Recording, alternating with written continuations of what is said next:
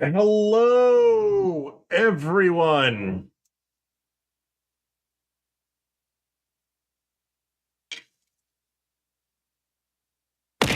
Ow. Dang it. What was that for? What was that for, Bubba?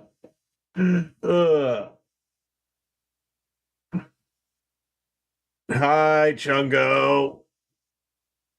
Ow, ow. It was for making you watch an ad. Bubba, you must understand. Once you hit affiliate, you cannot turn ads off completely. Like, Twitch just straight up doesn't let you do that. I'm sorry to say, but there's nothing I can do. Like, I can change the settings on the ads, but I already have them set as sparsely as it'll let me, pretty much. Give you a gift sub? No. Hello, Wizard Knight. How are you this evening? If you're from England, then it is 11 p.m. for you, yes? Anyway, I'm gonna get Spyro started up.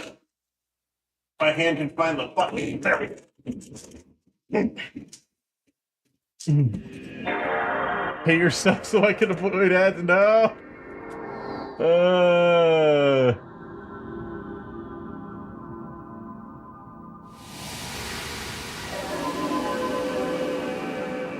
So, if you'll recall last time, we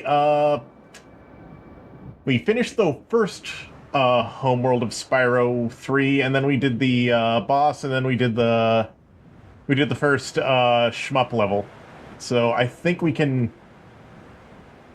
Yeah, it's time for the second area of that. Whenever my there we go. I was wondering if my PS2 would finish reading the disc or not. Ugh. Also, Bubba, I thought you had a gift sub. What happened to it?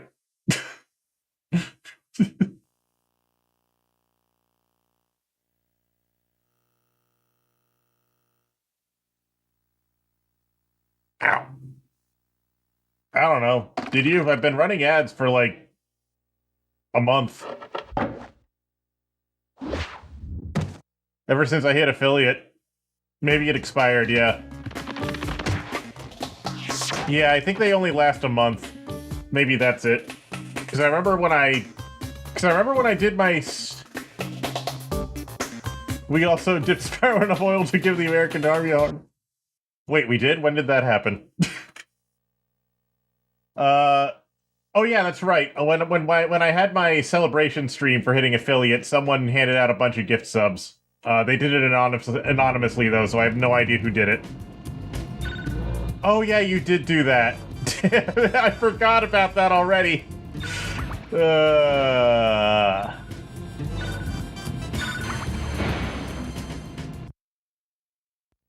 Anyway, Spyro 3. Also, I gotta say, I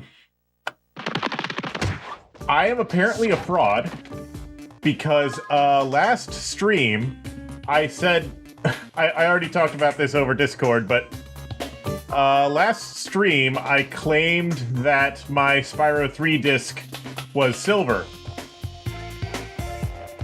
Apparently, I accidentally lied. It is in fact a normal black PS1 disc.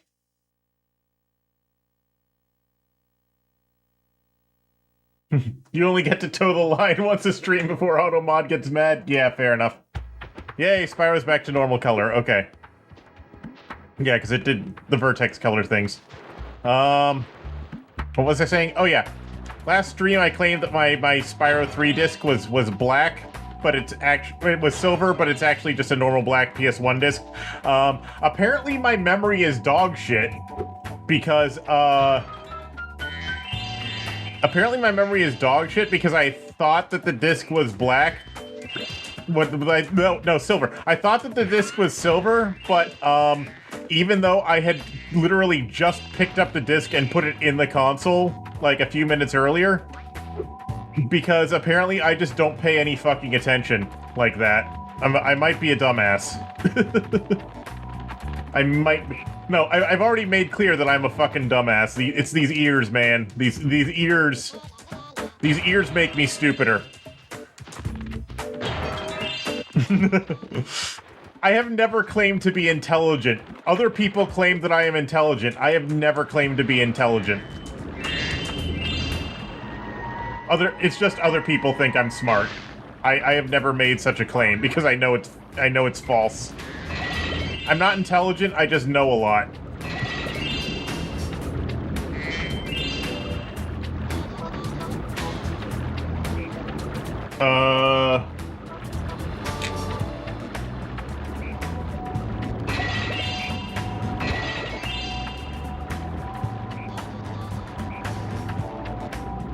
Oh, that was weird.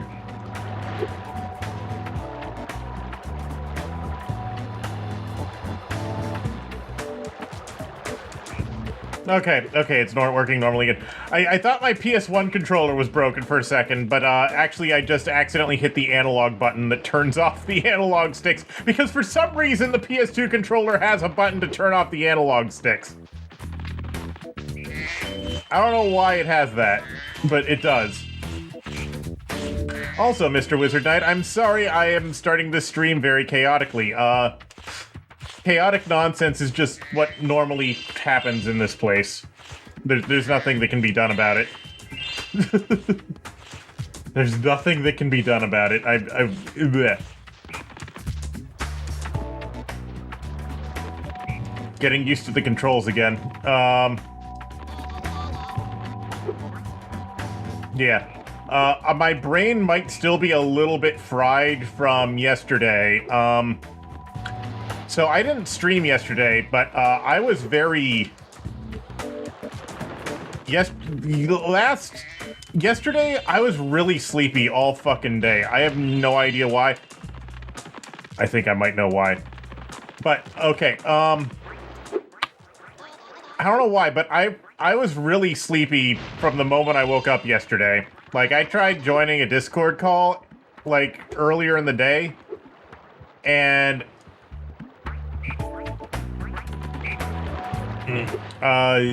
like earlier in the day, I woke up very sleepy, and then I tried to join a friend's Discord call to just chat with them while watching them play games and stuff, and like this was like earlier in the day, and I kept falling asleep on and off the whole fucking time, basically until I went to work. Like, when I finally went to work, I stopped being friggin' asleep, but I was very sleepy.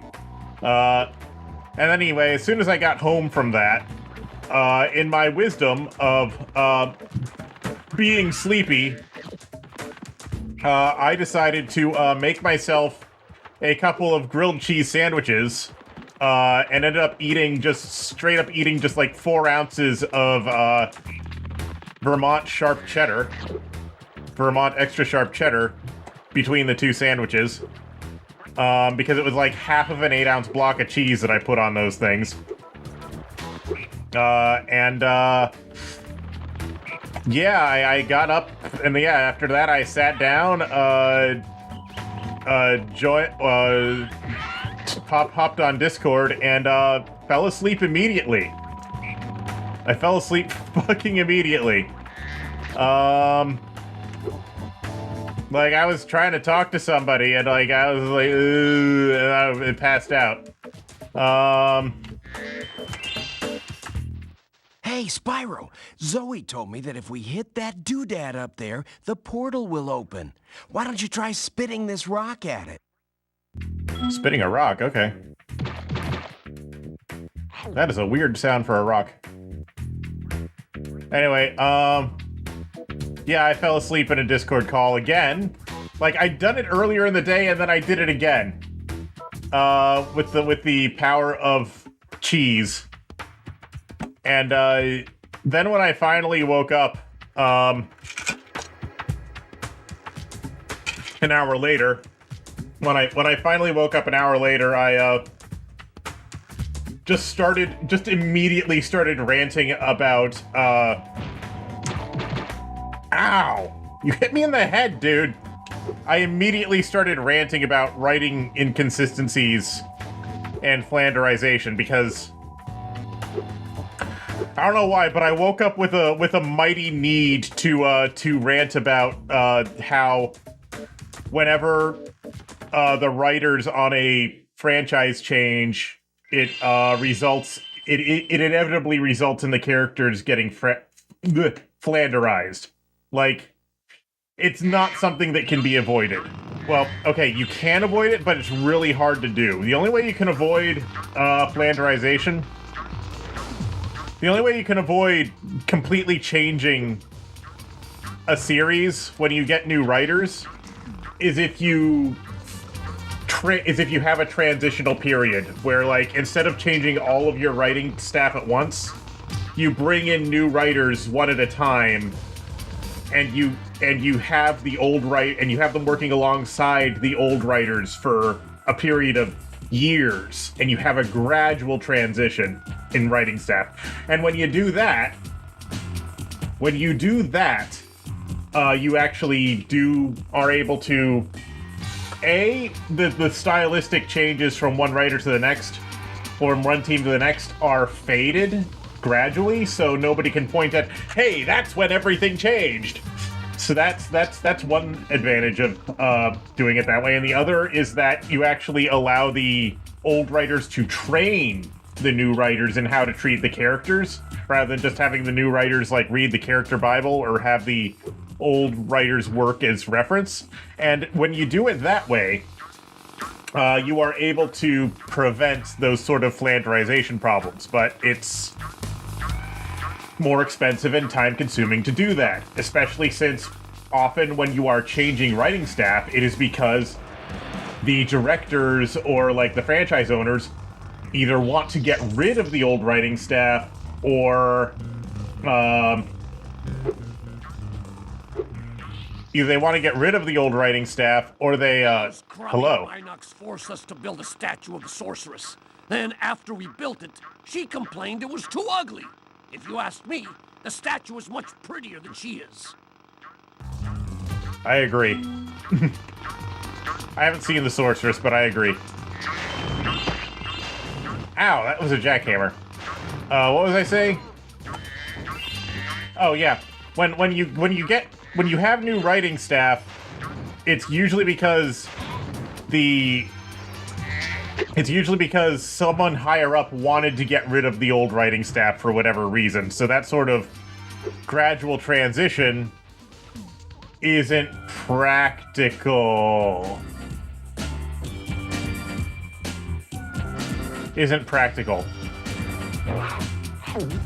What the fuck? Okay, the gimmick of this level is spitting things. Got it.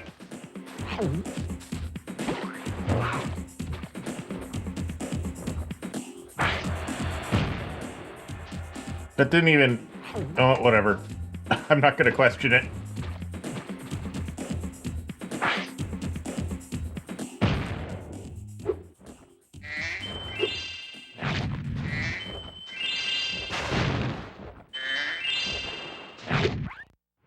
Ow.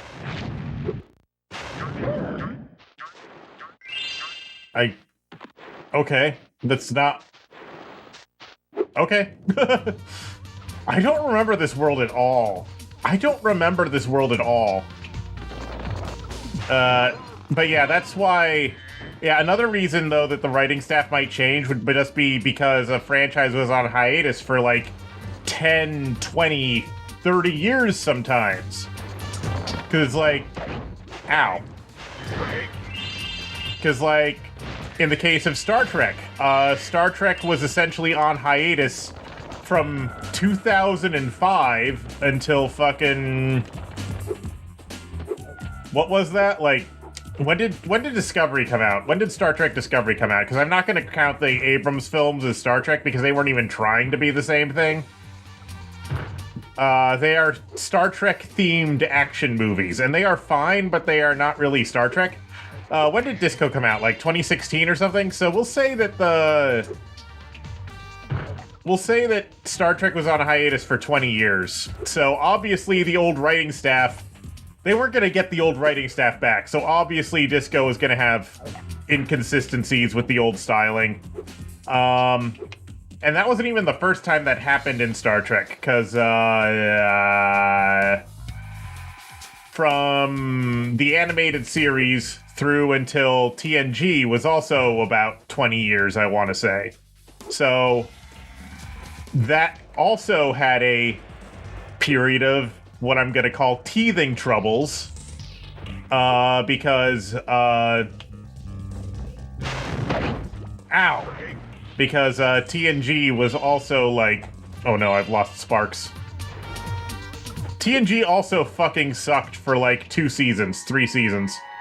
Like, it gradually faded towards being better, but the early seasons of TNG were really rough. Like, really, really rough.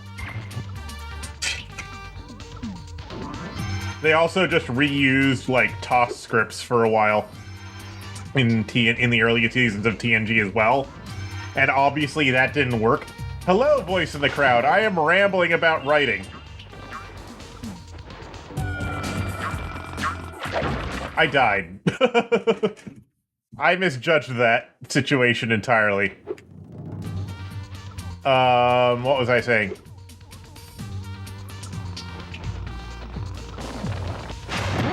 Yeah, so that's why... So yeah, that's why that sort of Flanderization is, like, inevitable, just because...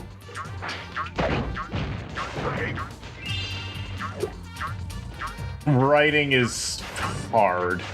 Well, mimicking someone else's writing style is basically impossible. You cannot mimic another person's writing style perfectly. It's just not going to happen. Especially if you've never worked with them.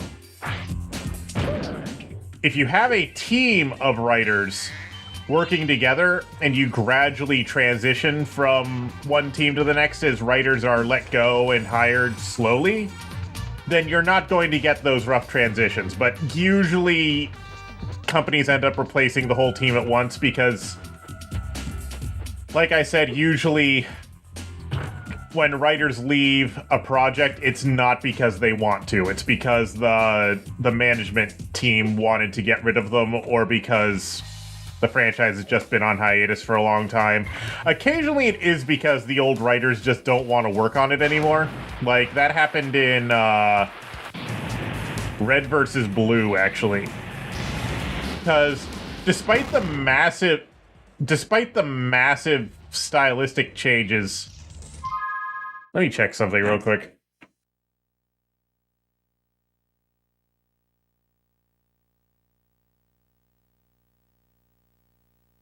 Yeah, it should be fine. Despite the massive stylistic changes from, like, season 3 to... between the first 5 seasons and then seasons, like, 6 through 12, Red vs. Blue still had the same writing team for the first 12 seasons, and it felt like the same writing team. But then, season 13, they got new writers, and you could feel that it was different. Now, in the case of Red vs. Blue, it was not because they wanted to get rid of the old writers. It was because the original writers no longer felt like they had story to tell with Red vs. Blue. Which, you know, I respect that. Quite frankly, Red vs. Blue still felt like a stretch anyway. Breathlessly awaits my brilliant 4-dimensional masterpiece. Just like all the rockets, am prepared to be amazed by my genius. 4-dimensional masterpiece, so it involves time shit? Or do you mean that it's like because the art is fleeting? Because 4-dimensional implies time. Oh, I get it. It's... Oops. Yeah. I forgot I hid this egg inside the statue. I hope the explosion didn't hard-boil it.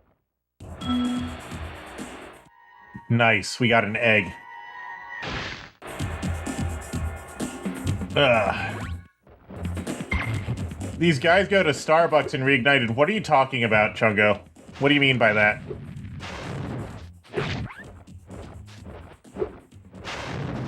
What does that mean?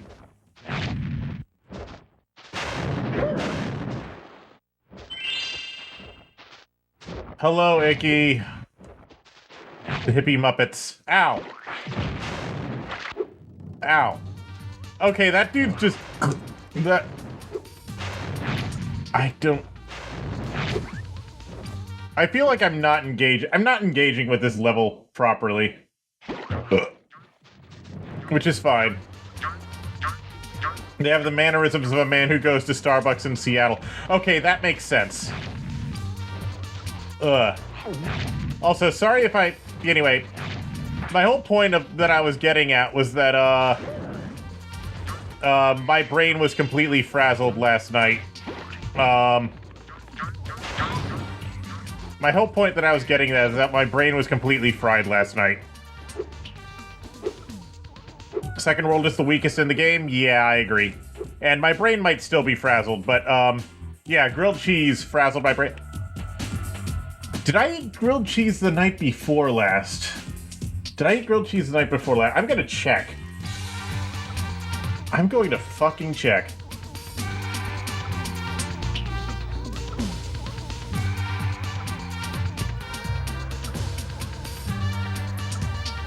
I did! Okay, that explains everything. That explains why I was so tired, sleepy yesterday, too. Okay. Yesterday night, I was sleepy because... Yesterday night, I was sleepy because I made grilled cheese when I got home from work. Yesterday during the day, I was sleepy because I also made grilled cheese the night before, right when I went to bed. That explains everything. Grilled cheese makes me friggin' sleepy, especially when I eat like 4 ounces of extra sharp Vermont cheddar in one go. Which I did, because, obviously I did, because Vermont sharp cheddar's frickin' delicious. It's just that, extra sharp Vermont cheddar is friggin' delicious, so obviously I'm gonna eat a whole 4 ounces at once, because why wouldn't I? It's too good not to do. We're in another skate park. So yeah, that's why I've been fucked up for the last 2 days. It's because I ate the grilled cheese. It's because I ate grilled cheese 2 nights in a row. Okay. Now everything makes sense. It's the grilled cheese. It's the grilled cheese. Everything makes sense now. Yes. Yeah, after stream 2 days ago, I made a grilled cheese sandwich at like stupid AM, and that knocked me out and also resulted in me being tired all day yesterday. And then I made more grilled cheese last night, and I ate it again, and that made me sleepy again. So yes, it's all entirely my own fault. I am not going to blame the grilled cheese. I did it entirely intentionally. The grilled cheese is delicious. All glory to the grilled cheese sandwiches. The skateboard park you've ever seen? Also, unfortunately, I ran out of points in this place. What do you say I show you some moves?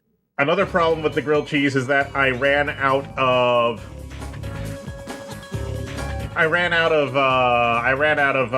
sourdough bread, so I had to make the grilled cheese using French toast rather than sourdough bread, because I had a bunch of French toast left over, so I made the grilled cheese out of that. It was delicious. Hunter really likes skate parks. I can't really blame them for adding so many skateboarding minigames to this game, though, because this was prime popularity for skateboarding. Because, like, the Tony Hawk games were really big right here. This game came out in 2000. What years did the various Tony Hawk games come out? I don't even remember. I know the first one was already out by now. Was 2 already out when this came out? I don't even remember. Learn some tricks, of course. Let's start with something easy. You can jump off the end of ramps by pressing the X button. I'll show you how to do it once. Then it's your turn. Okay. Press the X button at the top of a ramp. I feel like I already know how to do this. I would have had to have learned how to do it in order to catch those lizards in the last skate park. You can roll in midair by holding down the triangle button and steering left or right. Okay, that's new.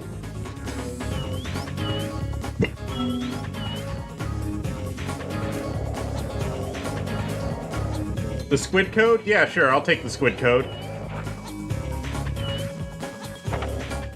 Hey, nice roll. Now let's see you pull a flip. You know for a fact that exactly like 3 was rolls. 2001? Okay, so we had the first 2 Tony Hawk games by the time this game came out. So skateboarding games were super popular on the especially on PlayStation during this period. So yeah, everything that's happening is making complete sense. Yes, Bubba, give me the squid code. 3 was 2001? Okay. Nice roll. Let's see if you pull a flip. Flips are exactly... Okay. Up, up, left, left, right, right, down, down, square, square. Oh, okay. Let's see.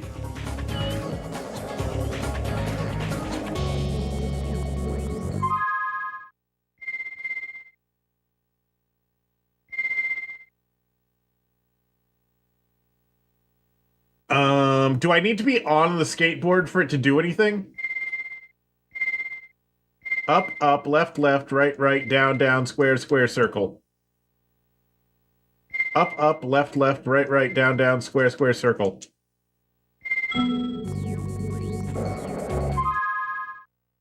Up, up, left, left, right, right, down, down, square, square, circle. It's not doing anything. What'd you want me to do again? I was thinking about codes. Flips are my signature move. Just jump off the ramp, hold down the triangle button, and push up or down on the directional pad. Try doing a flip and landing on the next ramp. Right, we're doing flips. Oh, so Pro Skater 1 was 99 and Pro Skater 2 was 2000. Okay. So this was in between Pro Skater and Pro Skater 2 then. So, still prime popularity of skateboarding games. Try switching the O in the second square. Okay, hold on. Up, up, left, left, right, right, down, down, square, circle, square. Okay, I got a sound effect. Let's see what that did. Yeah! We got the squid. Whoa, you must be a natural. Now let's see if you can pull off a half-pipe spin move. The blue ramps are half-pipes. You can do a spin move by jumping at the top of the blue ramp, then steering left or right in the air. Okay, so Year of the Dragon was 1 month after 2. Okay, so they knew Pro Skater 2 was coming, but they only had exposure to Pro Skater 1. But they knew Pro Skater 2 was coming, and they knew that Pro Skater 1 did really well. So yeah, still prime skateboarding timeline.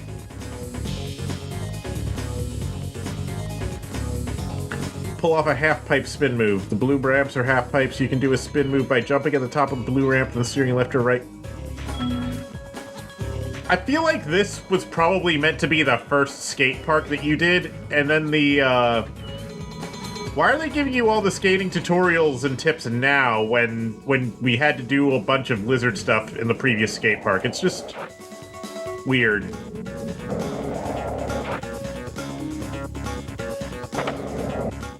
All right, you nailed it. Now let's see if you can do a 900. Get as much height as you can, spin 2.5 revolutions in the air, and land back on the ramp. Yeah, we can do a 900. That shouldn't be too hard. Real, yeah. It was a time. Anyway, this is not the first game I've seen where they give you a tutorial, like, in the second or third level or something. Like, I'm thinking about Sonic 06 and how, in Sonic's campaign, they give you a fuck ton of tutorials, like, halfway through the game when you're in the fucking volcano level. Which, the volcano level is, like, halfway, 2/3 of the way through Sonic's story, and suddenly that's when they're giving you all the game's tutorials. Stranger of Paradise. Was Stranger of Paradise the Final Fantasy prequel where you play as the fucking edgelord who blasts music on his phone whenever he enters a room.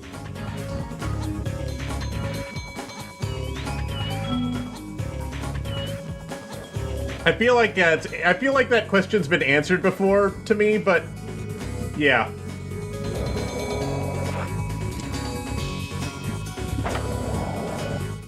Now that was a 900. The phone thing only happened once? Okay. You've got some skills, Spyro. The phone But thing only before happened I get once, too but the thing is, you only have to do that once to be branded an edgelord for the rest of your fucking life. Do whatever moves you want and see how many points you can get. Yeah, exiting a room. Okay. Doesn't he also just give the princess his earbuds at one point or some shit? I have not played the game, I have only watched other people play the game, and the only impression it left on me was, wow, this dude acts like exactly like I did in high school. like that's the impression I got. It's like, this is an edgy teenager from like this is like an edgy teenager from the late 2000s. You don't play it for the story, you play it for the gameplay? Yes, but he acts like a teenager from 2008. He acts like a teenager from 2008. This happened recently in RNC Rift Apart, where there's like a shooting tutorial halfway through the game in the pirate level. Huh. Do whatever you want and let's see how many points. Score 500 points on the giant ski ramp.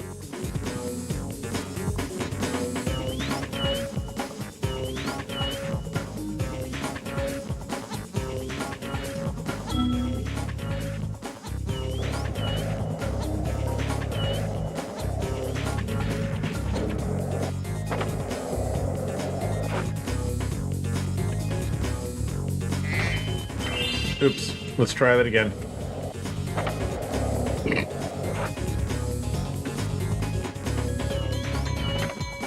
Ah! I have not done Sergeant Bird's level yet, no. Wow, you learn really fast. Then again, you are being trained by a Stranger of Paradise stream? I don't know. I don't know if I want to do an RPG on stream right now. I call the nasty Nork. I had almost pulled it off when I suddenly ran smack into this dragon egg and wiped out. Okay, I made that up, but you can have this egg. So, voice in the crowd, my plan is to do most of the backtracking after My plan right now is to do the backtracking after I have done the second shmup level. Because once I've done the second shmup level, I will unlock the ability to find gems. And that's when it will make sense to do backtracking. So I'm gonna wait until I've done that. Make sense? Nearly impossible move called the Nasty Nork. Where's Nasty? Wait, Hunter, why the fuck do you know who Nasty Nork is? You were not there. Like, did you just hear from the did the dragons just tell you about Nasty Nork? Because you have never met Nasty Nork, Hunter. Unless, like, Hunter's been, like, secretly spying on the dragons, like, even before Spyro 2, which is entirely possible, given his character of being a fucking weirdo. I don't fucking know. Spyro told him, clearly. Yeah, I guess, but, like, I don't know. Nearly impossible to... Okay.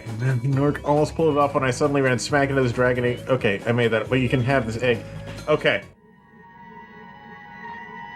Caroline. Or Carolyn. I've heard both pronunciations for that name.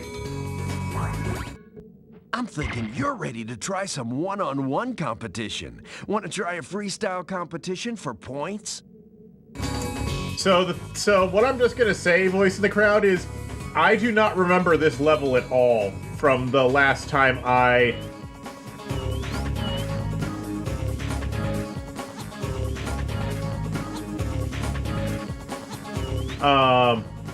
What was I gonna say? Sorry, my brain just completely blanked right there. I don't remember this level at all from the last time I played this game. I have no idea what's in here. So that's why I didn't, like, do Sergeant Bird's first, because I didn't know Sergeant Bird was going to be necessary in here, because I don't remember this level. for some reason. I have no idea why I don't remember this level, but I don't. Try some one-on-one competition. Want to try a freestyle competition for points? Yeah, let's go for it. All right, whoever scores the most points in the time limit wins.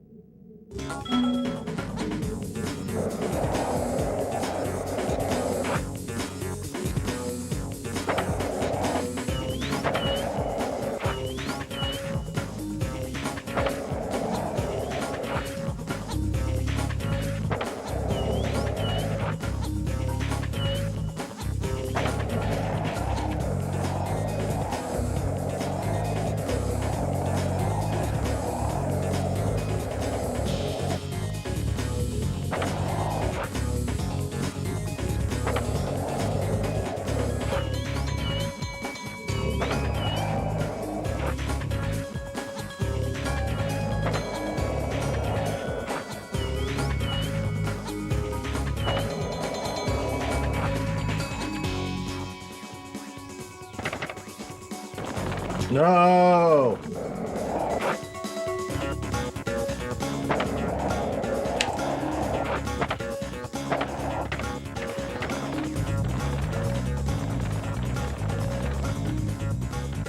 Yeah. I think we're okay.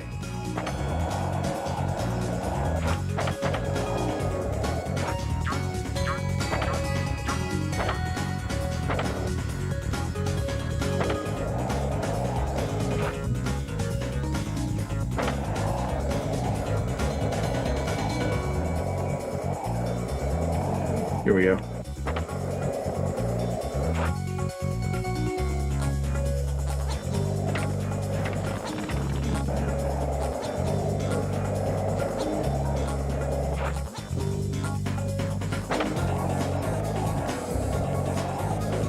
Okay, the game has a, like, stale system. I see. Well, Let's try that again. Shame in losing to the master. At least not much shame. Want to try again? Whole level is just Sergeant Bird's theme for some reason, yeah. All right, whoever scores the most points in the time limit wins. Maybe Nasty Nork was really good at skateboarding before Spyro 1? Yeah, maybe.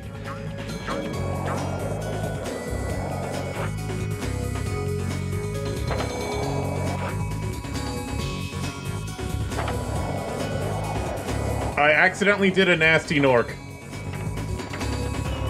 I have no idea what I did to accomplish that, but I accidentally did a Nasty Nork.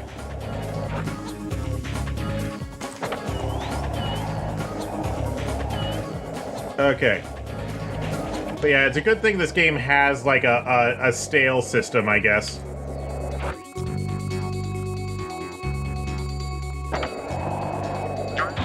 The Dr. Shemp! I remember Dr. Shemp.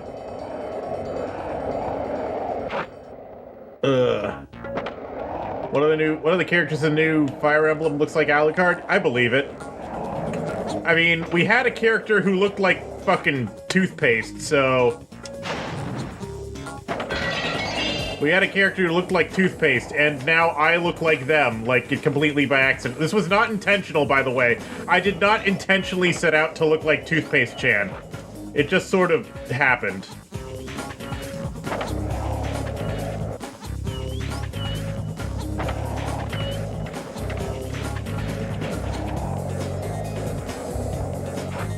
There we go, I forgot what I was doing.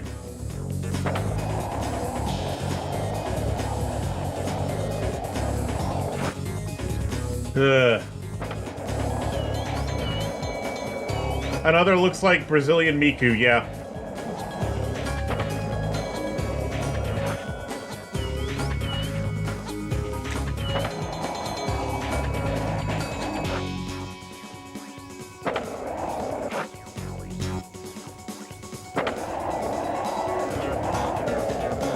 Okay, I think I won this. I think I comfortably won that. Can't believe it.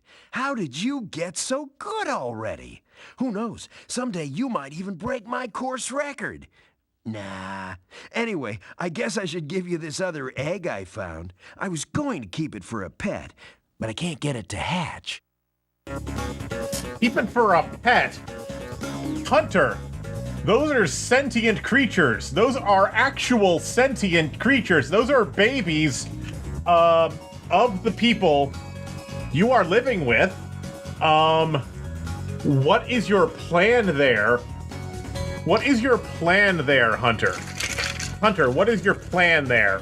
Just what happens when it gets big enough and old enough or tries to escape, or if the dragons find out about it some other way that you are keeping a dragon as a pet in your house. Hunter, something is very wrong with you.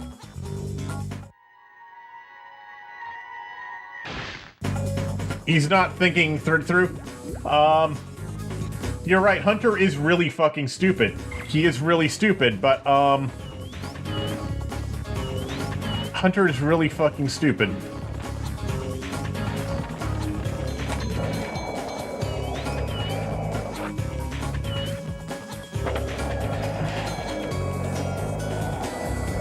Hunter is really stupid.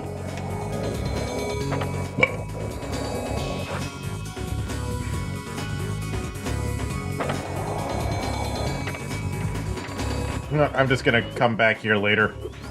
I don't feel like doing this right now.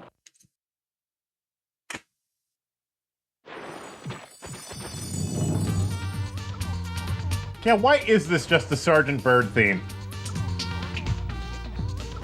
I didn't even realize it, but yeah, this is just the Sergeant Bird theme. It's kind of bad. It's kind of stupid, actually. Anyway, I feel like there's large chunks of this level I quite literally cannot access without Sergeant Bird, so...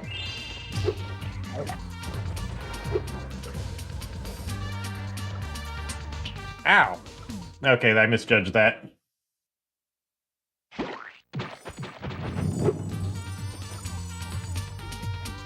Telling Hunter he can't keep people as pets. No, he can't!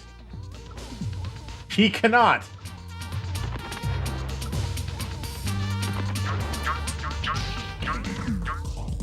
They share the entire level with Spyro? Yeah, that sounds about right.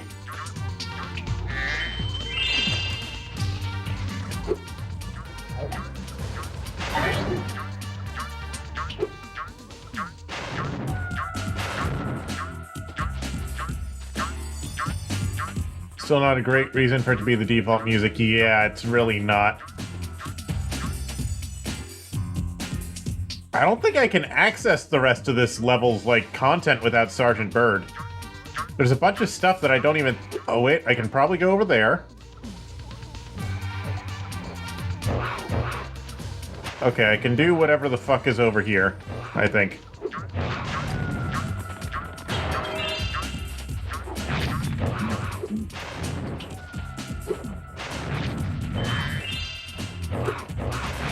Would rather it just been Superfly? Yeah, that definitely feels like what this level was designed. It definitely feels like this level was maybe designed around, like, permanent Superfly or something.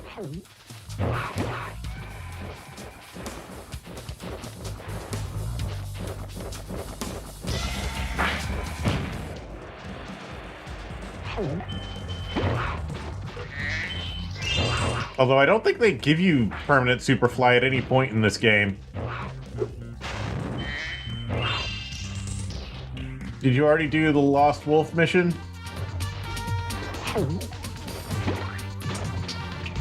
I don't know where that is.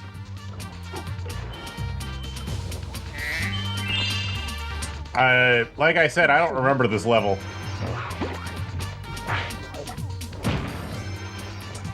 It's the portal right here? Okay. Let me finish killing these things, and then I'll head over there. Okay, yeah, there's the Sergeant Bird portal over there.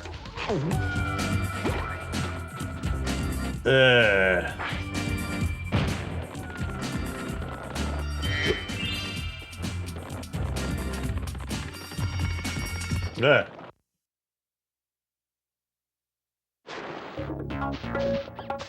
Okay, yeah.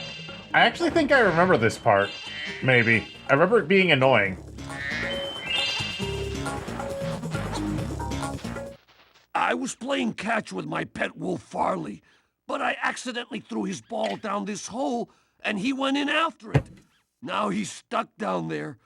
I feel so helpless, sitting up here, listening to his steadily softening whimpers. Don't cry, Wolf. Never cry, Wolf. Did these guys have a completely different character design in Reignited? Like, to the point of being completely unrecognizable? Like, I know everybody in Reignited had a completely different voice than they did in Spyro 3, but most of them at least had the same design?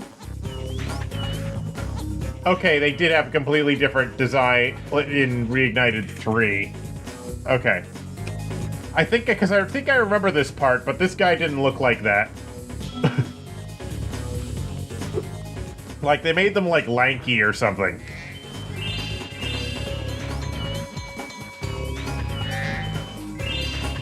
He's carrying a coffee and Reignited? That makes sense. Yeah, because Chungo was saying earlier that the Reignited versions of these characters were, like, Starbucks themed.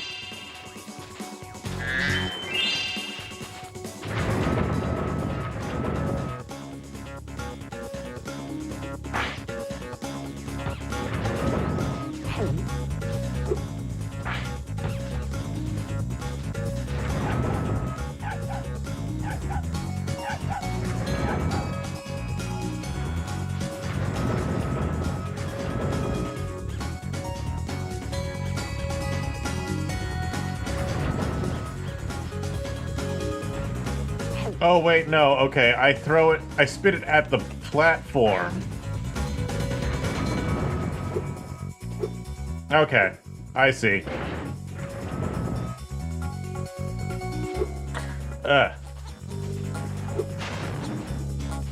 Hehehe, the dog destroys the hammer man. There we go. He was running around too much, I couldn't even get at him. Boy.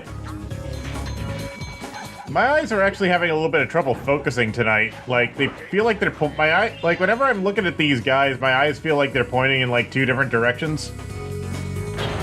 We'll see how it goes, though.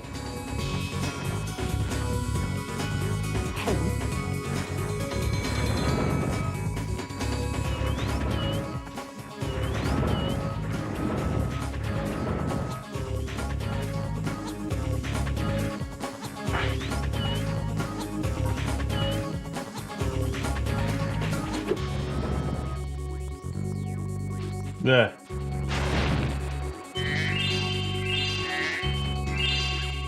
Ball puzzle.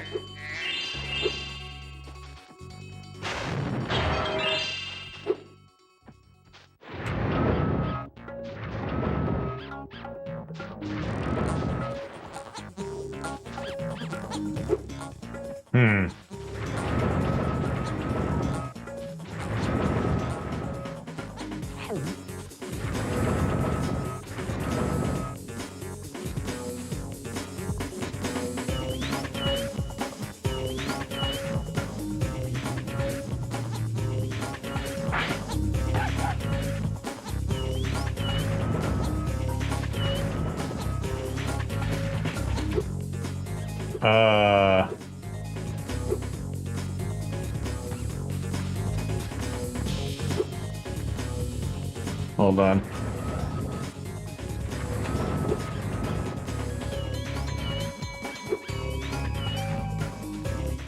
Shit, what am I doing here?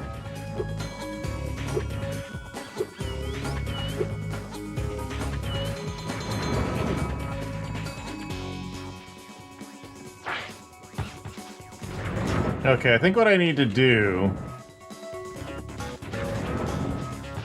Okay, I think I know what I need to do now. I need to put the thing there, and then I need to...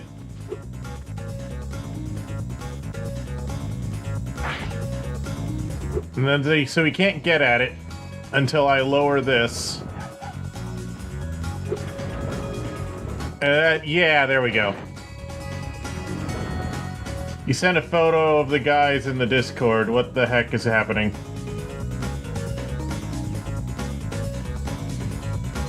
Oh, okay.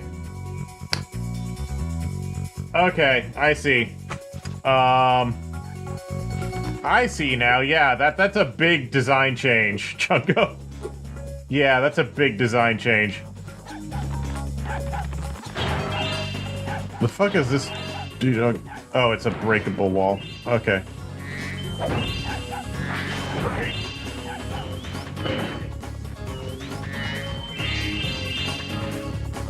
Yay, we did it. Hey, you found Farley! How can I ever thank you? I mean, I could give you this old egg, but Farley's been chewing on it, and it's kind of slimy. Don't worry, we don't care about the shell, just what's inside. Baffed me a little bit. Okay.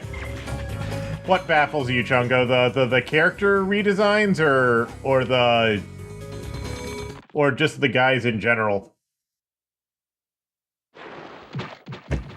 Spyro 3, I think, had the most changes in Reignited because, well, partly because it was outsourced to a different studio than the ones who remastered Spyro and Spyro 2. Spyro and Spyro 2 were remastered by Toys for Bob. Spyro 3 was outsourced to some other company that I don't remember the name of.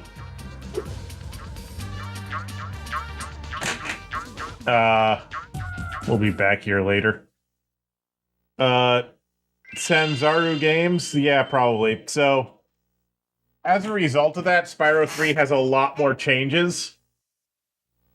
Yeah, Spyro 3 has a lot more changes in Reignited than Spyro 1 and 2 do. Not in a bad way, necessarily, but there's just a lot more different. I wouldn't call their redesign choices bad, but they are different. They're a lot more different. Egg thief! I'm gonna get ya. Yeah. Yeah, I don't dislike the reignited version of Spyro 3, but I do recognize that it's very different from 1 and 2. And it's very different from the PS1 game.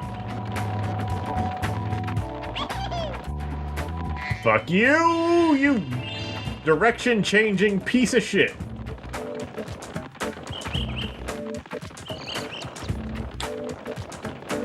Also, what do they even do with the eggs? Like, they were stealing eggs in the first game, too, so it's like, what were they doing with them? Because they weren't working for the sorcerers at the time, I don't think. They were just, like, stealing eggs. Is like, what are they doing? Are they just using their, like...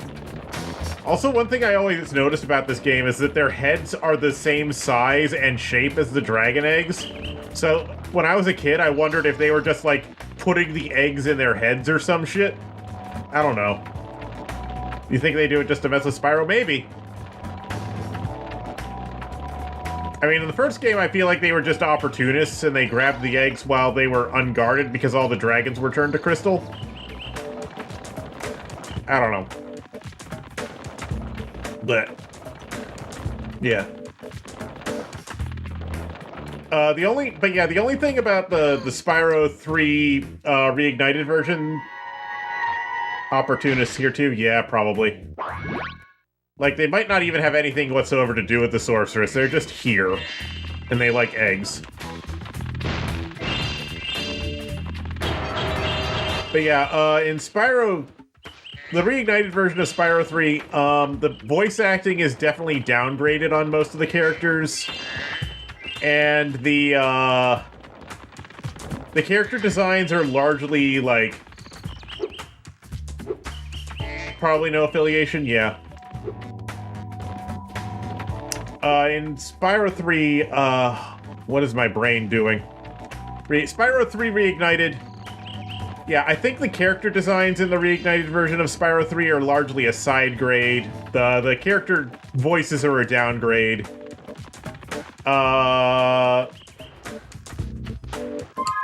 It depends on the game for reignited. Spyro 1, the voice acting is a huge upgrade in reignited. Huge upgrade. Spyro 2, I'd call it a side grade. Spyro 3, I'd call it a downgrade. Spyro 3, I'd call it a downgrade. One thing they did do in Spyro 3, which I think is divisive, but I don't entirely dislike, is they added more dialogue to the cutscenes. Specifically, they gave the helper characters dialogue during the cutscenes, which you can tell it wasn't originally in the script because it's kind of very obviously and jarringly inserted. But it's not bad, but it is jarring. I don't know. It does feel like they should have something to say about what's going on because they are there when it's happening. They are there. So they deserve to have a say, but the original script does not have them saying anything. And they didn't want to mess with the... They did not want to mess with the voice acting. They did not want to mess with the original dialogue, so they just kind of, like, insert dialogue that doesn't really mesh. I don't know. I feel like there was no correct answer to what they were trying to do, is the problem. My opinion on Spyro 3 is that the reignited version... My problem with Spyro 3 reignited voice acting is that the character voices are much less voices. What the fuck did I mean? What the fuck did I just say? What did I just say? In the reignited version of this game, most of the characters... Not the main cast, but, like, the side characters that you find in each level. Like, the level-specific side characters in Spyro 3 have significantly worse voices in the reignited version of the game. The reoccurring characters are voiced pretty good. It's the one-off characters who have, like, significant voice downgrades in reignited. You know what I mean? You know what I mean? Anyway, I'm gonna BRB for just 1 second. I will be right back.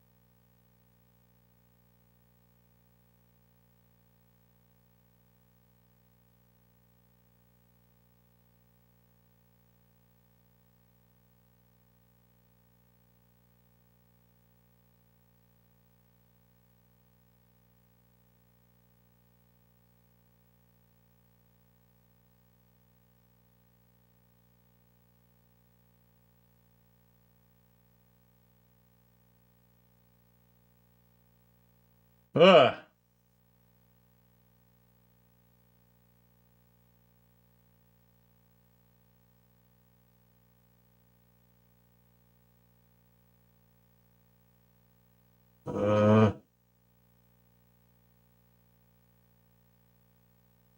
There we go. Ah. Sorry, wait, I had to BRB for a bit. Nature called and all that.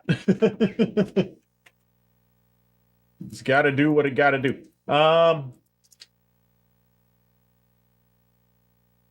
You don't remember most of them? Yeah.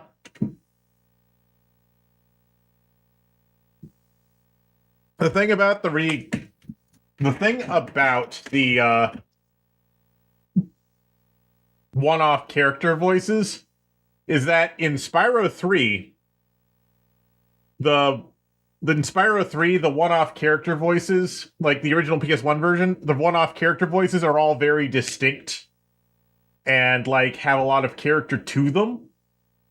But then for the reignited version of Spyro 3, the character is all gone. You just hear people like reading off the lines in their normal person voices, and it's just not the same. Anyway, yeah. Let's watch Moneybags get my good penguined. friend Spyro. The sorceress caught this naughty bird letting off rockets in her fireworks factory, but I'm willing to release him into your custody, provided you pay his outstanding fines. 700 gems. That's a lot, but okay. What a sucker. That is, it's a far, far better thing you do today, Spyro, than you have ever done, and, well, so forth, etc. You get the idea. Very shitposty? Yeah, but not in a bad way. I like what voice acting sounded like during this period, where it was like a little bit edgy, a little bit shitposty, deliberately funny, silly character voices. I liked that. And they don't do that anymore. It works in Conquer, but not Spyro. No, I'd say Spyro's going for a very similar vibe to Conquer in a lot of ways, although it does depend on which Spyro game we're talking about. Huzzah, we have freed the Sergeant. Sergeant Bird, 90068. Awaiting orders, sir. I think you'll have to find your commanding officer for that. Hey, what are those things? These are the latest military hardware. DBX-9 rocket launchers, state-of-the-art. So why didn't you use them to escape? Because I have... Because I didn't think of that when I was in there. All this. And then he just got fucking shot. Had all been dead for 1,000 years or something. Well, the rumors of our extinction were slightly exaggerated. We just wanted a little peace and quiet. Spyro is goofy. Peace and quiet you want. You should stay clear of my homeworld for a bit. I reckon I'll be blowing up Rhinox for weeks. Cheerio! After those Moneybags is dead, we deal with the ghost of Moneybags. Yes, I love this theory. Okay. He just got hit by a fucking rocket. That's not even like... Okay, that is probably the most destructive thing that happens to him, but later on, he just gets shot with a gun, too, if I remember right. Like an actual gun. Sergeant Bird's base, let's go.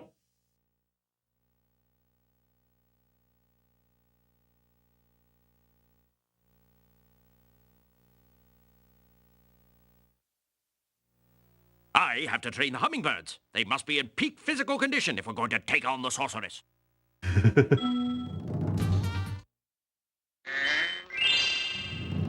Aha. Sir, the situation is this. Yesterday at 1845 hours... Why is the Sergeant Rhinox Bird British and then all of his underlings are defended us French? best we could, sir, but without your leadership, we didn't put up an effective resistance. By 1900 hours, the rest of the squad was captured and the Rhinox had complete control of the base. You know, why am I even asking that question? In the last, like, side character level, one of them was Australian and everyone else was, like, Sweden or some shit. I don't remember. Swiss? somewhere European.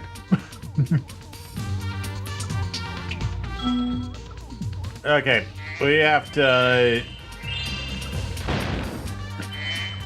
liberate this military outpost from the Rhinox.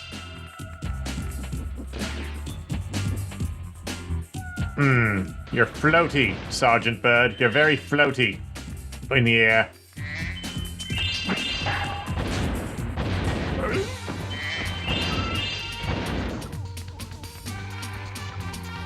Also, you're telling me you couldn't squeeze out through those bars? Thank you,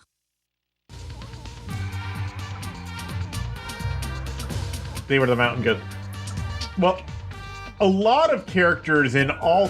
Well, the thing about that voice in the crowd, a lot of characters in many of the Spyro games are voiced by Tom Kenny.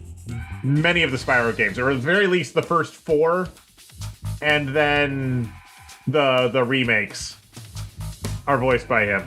I don't know about the stuff they made in between. Did you happen to notice the time she listed at the start? Not really? Free 4 hummingbird soldiers. Yeah, let's go.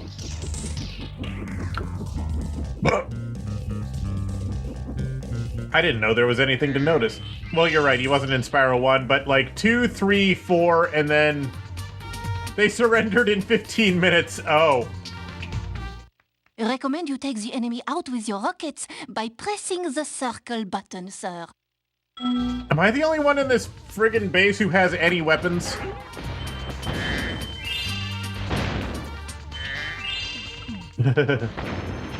Elijah Wood voices Spyro in the Legends trilogy? Yeah. Well, quite frankly, in never playing 4, you're not missing much. I'm probably going to stream Spyro 4 at some point, but I do not expect it to be good, because it's Spyro 4.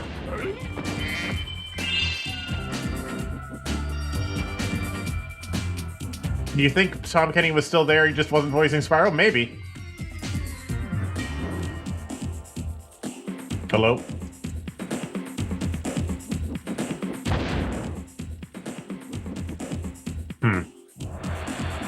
I forget how I deal with... I think there's something involving bombs that I need to grab or something. Figure that out. Give me that ladybird. Give me that ladybug.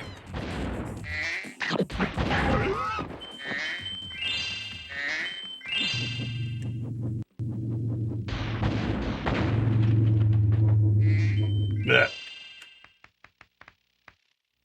Okay, we have I've weights. captured the enemy rations. They won't march far on an empty stomach. Good. Get their, if we can destroy their supply chains, they will, collapse. Yes. Sir, the Rhinox have blocked the way out of this next cave with a security door, and I don't think you'll be able to blast your way through this one. Recommend you land on the weights and carry them to the pressure-sensitive... Okay. Pressure-sensitive switches. Wonder if I can take this weight back where I was.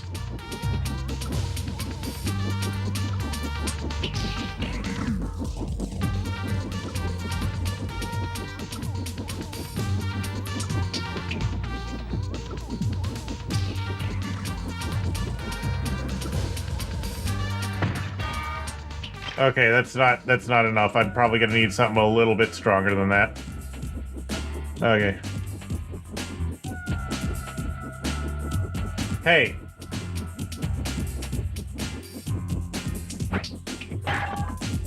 Hey, the thing is that logistics win wars. Like, strategy wins battles, but logistics win wars.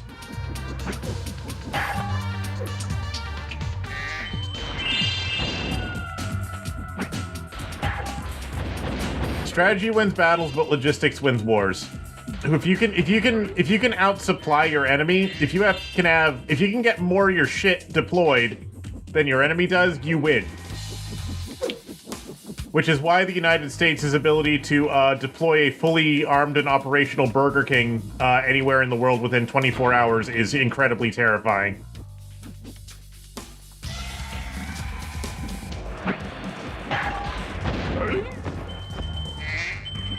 An army moves on its stomach, yeah.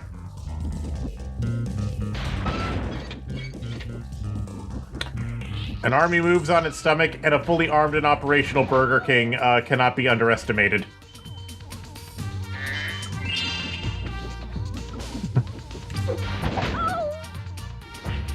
That is not the voice I expected that creature to have.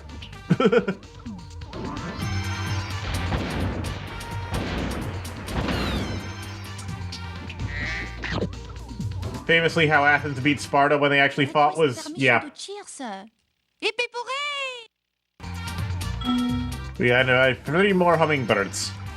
Have to find 3 more hummingbirds. I cannot talk this night.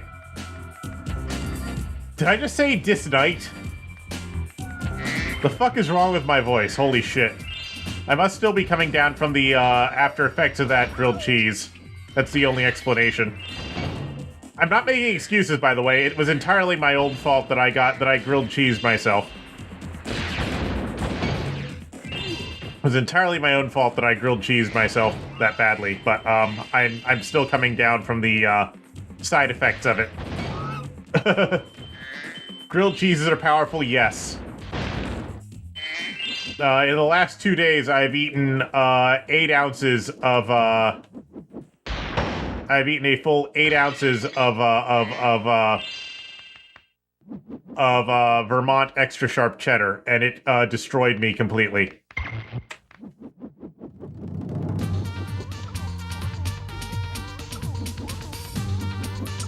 You've played Spyro 3 to completion before on your PS2 with no PS1 memory card? Nice. Oh, bombs! Bombs! Bombs! Bombs! Now we can do this thing. Now we can do this properly.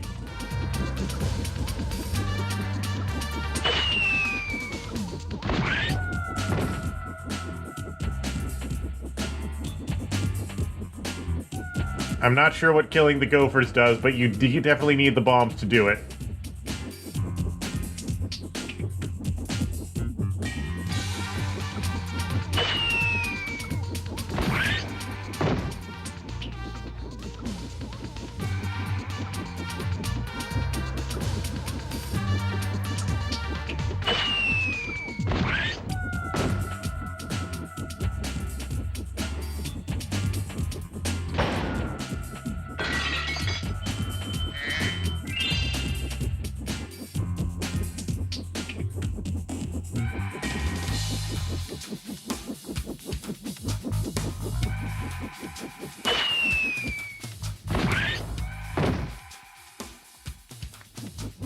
I don't even know if that's all of them, but I definitely need to go get more bombs.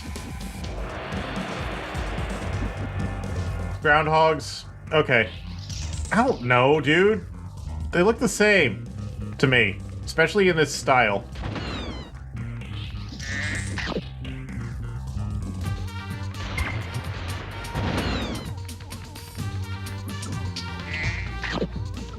Yeah, let's go get more bombs. Also, what do you have to say to me? Keep fighting the good fight, sir. We're almost there, and I'm right behind you. Yes, you're totally right behind me, fucking coward. We have a refill on bombs. Because there was that thing at the front. There was that thing at the start. There was a thing that we need explosive to open. A gem container with the explosives. Yes. Words! I can words, I swear.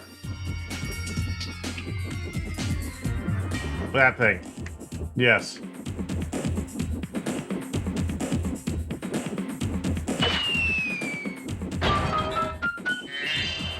Oh!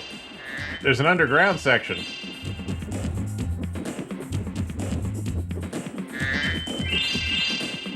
That's cool.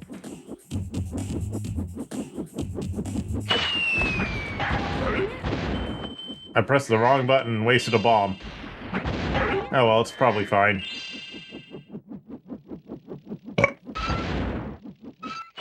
I'm ready to be debriefed, sir.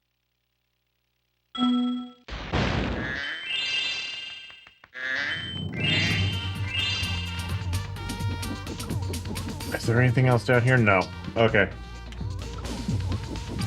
Also, how you doing this? How you doing this evening, Pallet? Having fun? Having a nice evening? Approximately? Of course, Spyro. Sergeant Bird has bigger problems than debriefing a hummingbird who can't even... That's a trick question. Fair enough. Fair enough. Okay, are you doing better or worse than you normally are? I'll put the question that way. Because I realized that, you're doing alright. Okay.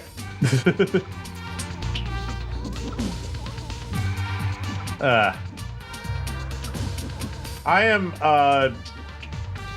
you've probably heard me rambling a little bit about it, but I ate a bunch of grilled cheese over the last like couple days, and that has rendered me very sleepy. I am still coming down from that cheese high or cheese low. If it's a downer, was it called a low instead of a high? Like, not a downer as in, like, a depressing thing, but just a downer in terms of, like, it reduces your energy to basically nothing. It's called a crash? Yeah. It's just, cheese tastes so freaking good, dude. Cheese tastes so good. Cheese tastes so good for how much it fucks you up. Mission accomplished. It's great to have you back, sir. Bruh, you guys need to learn to take care of yourselves without me. Holy shit. Stimulant and depressants, yeah. Something like that.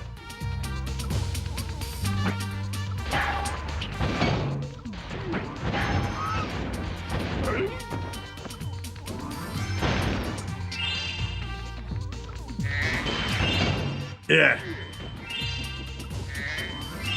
Called a crash, yeah.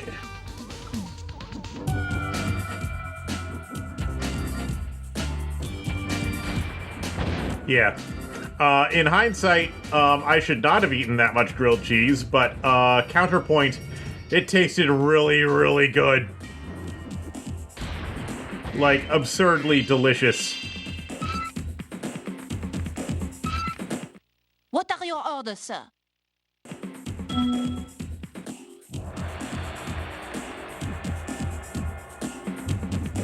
How fast twitchy Bird controls when he's just walking. Sergeant Bird is very, very floaty in the air, but then when he's on the ground, he's something else. The controls in camera and reignited are got good for him? Yeah, I agree with that.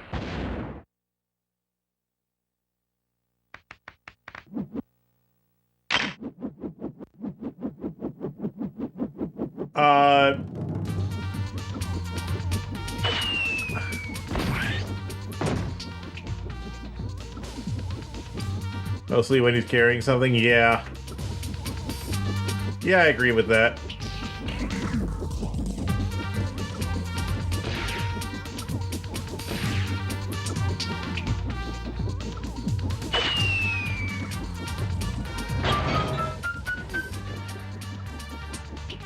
Ugh. Trying to line these shots up.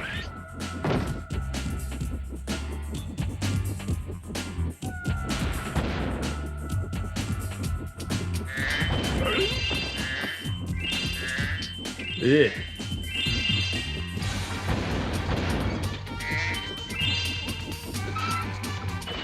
Before I was captured, I recovered this egg from the enemy, sir. Yeah, give me that egg. You can also blast those moles normally? Can you? Can you do that? Because when I've been like, because normally what this, normally when you land on the ground in order to line the shot. I can words. When you land on the ground to line the shot, yeah. Okay. You're not supposed to be able to do it, but you can. Okay. That makes sense.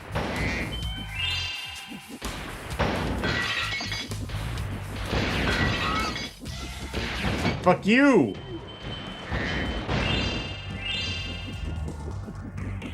At least in Reignited, not sure about the original. I'm not sure. I don't remember. I don't think I ever tried to do it in Reignited. I don't know.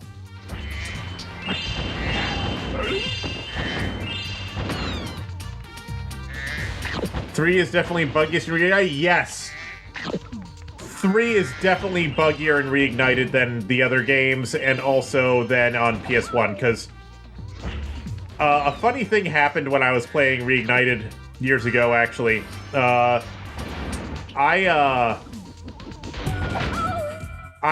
got more gems than you're supposed to be able to get because I collected some gems during a cutscene when I was playing as the monkey in Reignited Trilogy. Like, I collected some gems and they did not actually, like, touch me until the cutscene triggered. And then after the cutscene, I collected them again. So I ended up with more gems than you're supposed to have. It was very funny.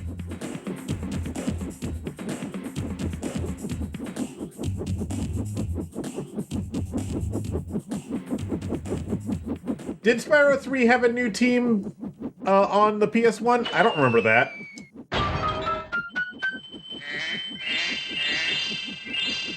It definitely feels like it's got the same design philosophies as 1 and 2. And it's the same, like, developer. Not on PS1, on Reignited, yeah. Yeah. Okay, you're talking about Reignited again. Yeah, Reignited had a different dev team for Spyro 3 than for 1 and 2. Yeah, we all know that.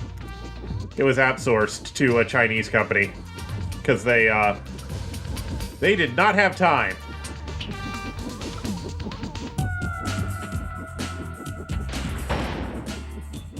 Senzaru, yeah, we were talking about Senzaru. I definitely feel like Spyro 1 got the most TLC in the Reignited trilogy out of the 3 games, though. Like, it got the most, like, new stuff, so to speak. TLC, I mean Tender Love and Care. Not the... Tender Love and Care, not the channel on, not the channel owned by Discovery where they do home renovations. not that TLC.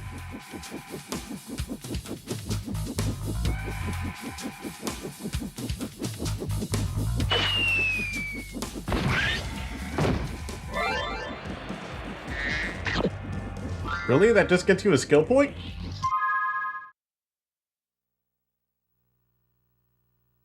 Oh, I guess I got everything. Okay.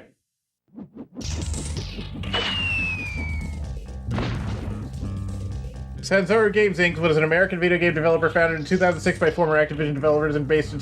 Oh! Huh. I thought they were Chinese, and I have no idea why. Probably just from the name.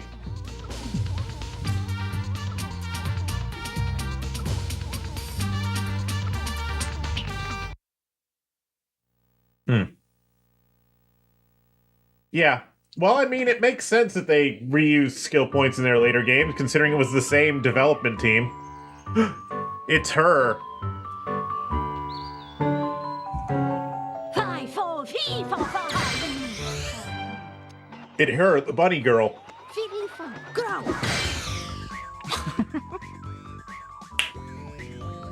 The Spyro 3 cutscenes are terrible and Reignited. I don't know if I'd call them terrible, but they're definitely not as, they're definitely not as refined. We should help her. You're kidding, right? She nearly toasted you. Yeah, but she was aiming at you. Okay, this cheetah is thinking with the wrong part of his body. This cheetah is thinking with completely the wrong part of his body, but, you know what? His stupidity might save us all yet.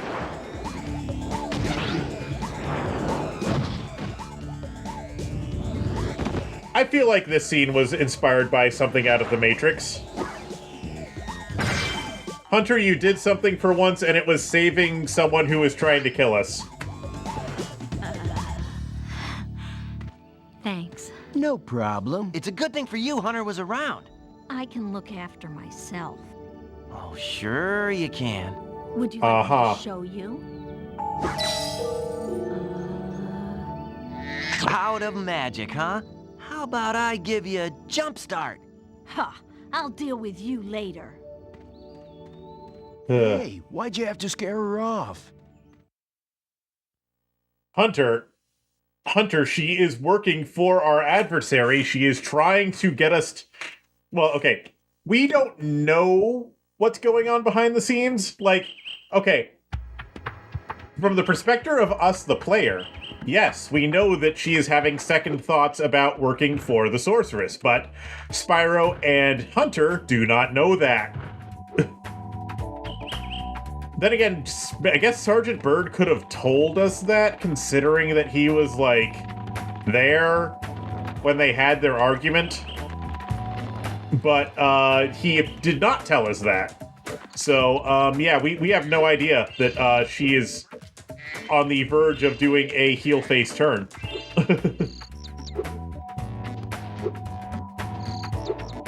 And she just needs a little bit of push. She just needs a little bit of a push to do a heel face turn.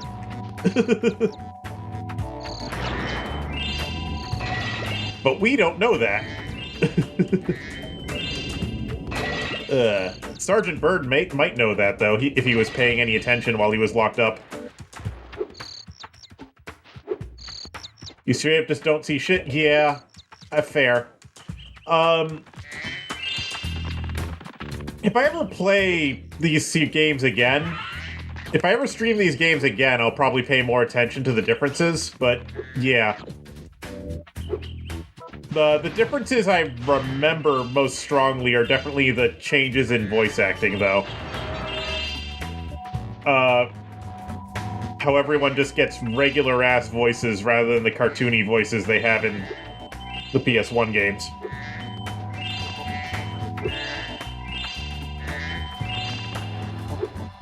Not a sensor thing, okay.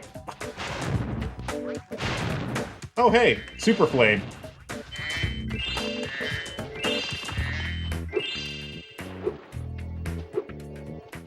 Hi, Spyro. This is a Super Flame power-up. You'll find more just like it scattered throughout all the worlds. Why don't you try this one out by using it to break all these planters? I think I saw a Rhinoc hide an egg in one of them. Okay. Also, we're gonna go over here and destroy this thing with it. No, the next stream after Spyro 3 will not be Spyro 1 Reignited. I have other things planned for subsequent streams. Like, I think in like a couple weeks or something, I'm probably gonna do like a Shadow the Hedgehog stream or something. I've been planning that for a while, although I'm not sure quite how well it's going to go. But my plan for that is that, have chat vote on like, what I'm gonna do. Have Twitch chat vote on stuff. You should get around to playing Dench Attack since you're pretty sure that's sooner or later than later. Yeah, I'm definitely gonna play Dench Attack pretty soon. Like, I was thinking about playing it this weekend, actually, but I decided to play this instead. Shadow the Hedgehog is not a 200-hour game. Well, okay, if I wanted to do all 320-something routes, then yeah, it's a 200-hour game. But I'm not gonna do that. The best you're gonna hope for from me is an all-endings stream. All-endings playthrough. Like, an all-endings playthrough, yeah, I'll do that. But I'm not gonna do an all-route stream for Shadow the Hedgehog. I have never done all 320-something routes for Shadow the Hedgehog. I don't know if anyone has ever done all 300-something routes for Shadow the Hedgehog.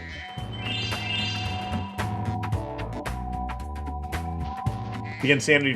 So, about that Shadow the Hedgehog mod you just mentioned, Chungo.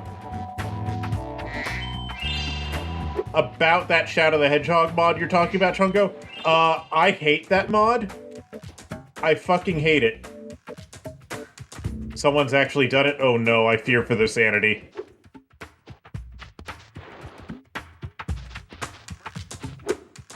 So the thing about that particular Shadow the Hedgehog mod that you're talking about, Chungo, is that, some of the QOL fixes are nice. Some of them are nice. It makes some of the objectives slightly less picky. So, like, you don't have to find all of the things. And that I like, but that mod has one very, very, very big problem. That mod has one very big problem, and that is that they increase Shadow's movement speed. And Shadow the Hedgehog is... And the thing about increasing Shadow's movement speed is that that game was not designed around moving quickly. That game's levels were not designed for fast movement. That game's physics were not designed for fast movement. So if you increase Shadow's movement speed, what happens is you touch the stick and he runs off the fucking side of the fucking level. And I've seen everybody who plays that mod just fucking dies immediately.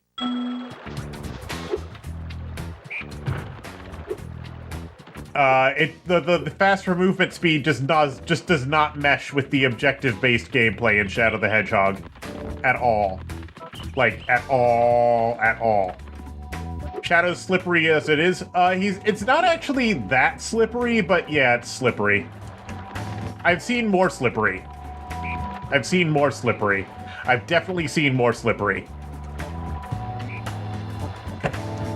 definitely seen more slippery.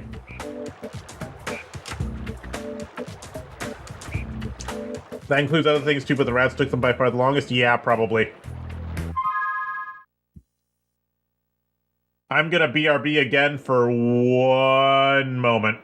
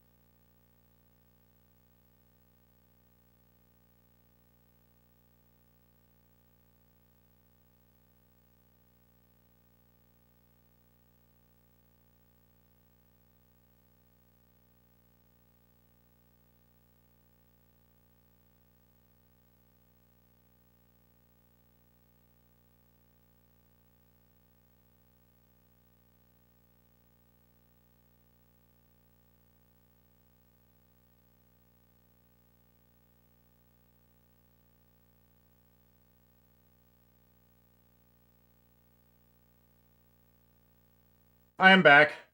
Sorry about that. You got the hard neutral ending. Okay. Yeah, so the thing about doing all 300 and something routes is some objectives you do have to do hundreds of times.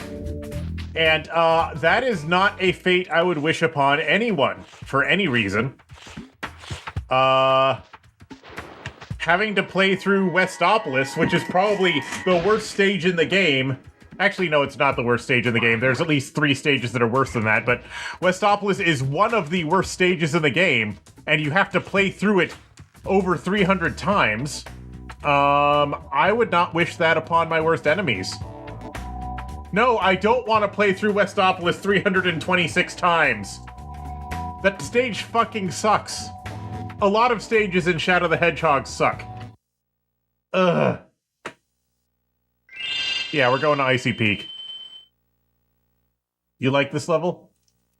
This is the one where you get ice breath, I think, right? So the worst stage in Shadow the Hedgehog, in my opinion, the worst stage without a guide, that is.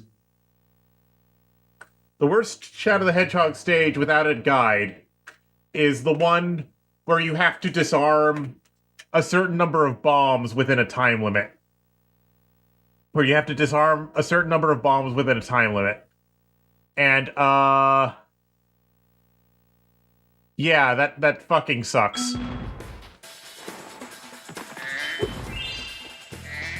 Either disarm a certain number of bombs within a time limit or arm a certain number of bombs within a time limit.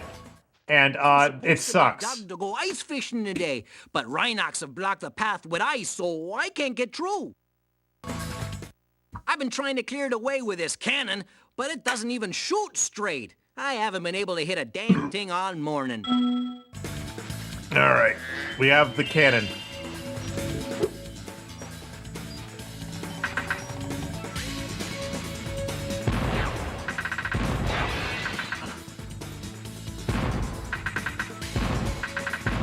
Bird!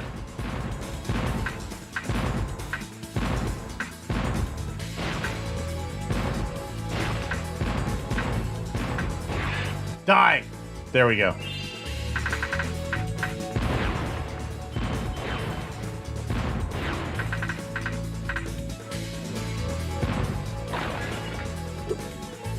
Okay. That Central City doesn't shoot. That's the straightest shooting gun I've seen in this entire franchise. It's the first time I've shot anything that didn't have a fucking arc to it.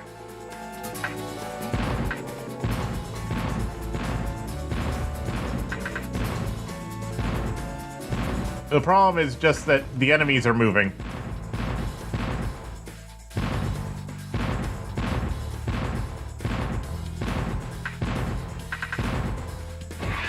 There we go.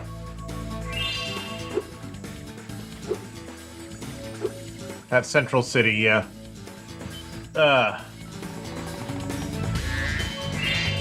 Minnesota?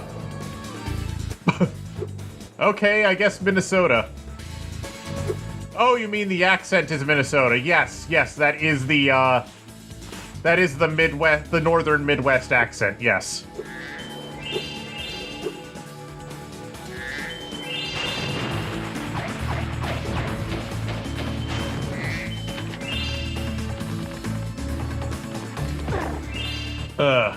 Oh, hey there.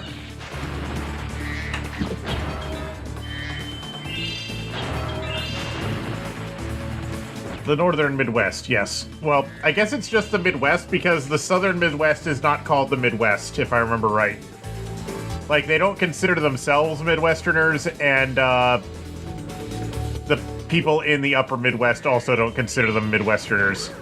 So, I don't know. Blech.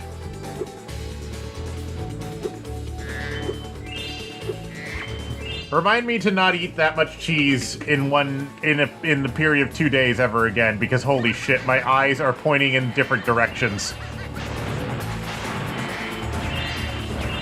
I'm okay though. Pacific Northwest. No, Pacific Northwest is not the Midwest. The Pacific Northwest is a completely different part of the country than the Midwest is.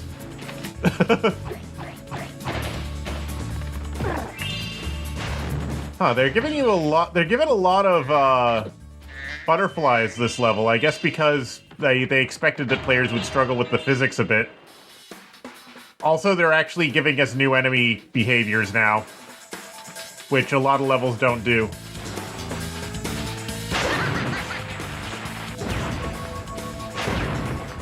Like, a lot of times in these games, they don't give you new enemy behaviors, but in this one, they actually are giving us new enemy behaviors. So that's probably why they're giving us, this. They're giving us more ducks that spit out butterflies than they normally would in a level of this, layout. Ugh. Okay. Oh, well, at least I'm not getting, like, motion sick. That's good. I've never gotten motion sickness from a Spyro game. I have gotten motion sick from Spyro fan games before, but I've never gotten motion sick from, like, an actual, like, official Spyro game. Which is really funny because, I remember in Japan there was, like, this whole scare that, Spyro would give people motion sickness. For some reason there was this whole, like, there was this whole moral panic about Spyro the Dragon giving people motion sickness. For some reason. In Japan.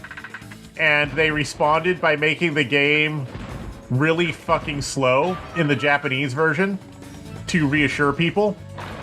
And if I remember right, Spyro 3 didn't even get released in Japan because the games did so poorly over there because they were, sucked. Because they made them slow. Japan, of all places, worrying about motion sickness is really funny. Yeah. Yes, it is, because, like, other platform games, they didn't do shit like that. Yeah, Spyro 3 never came out in Japan, yeah. But Spyro 1 and Spyro 2 got slowed down to the point of being borderline unplayable. Yeah, it wasn't moral panic, it was something else, but you know what I mean. You know exactly what I mean, what they did.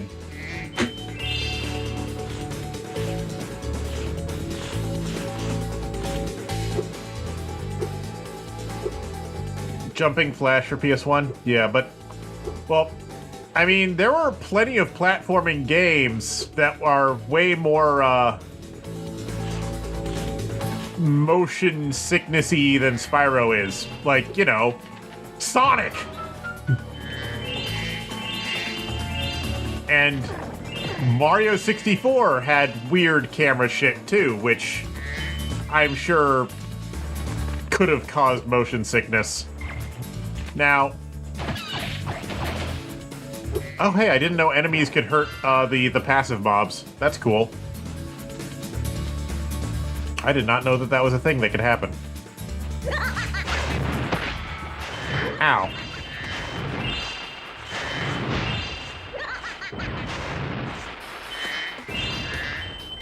Ugh.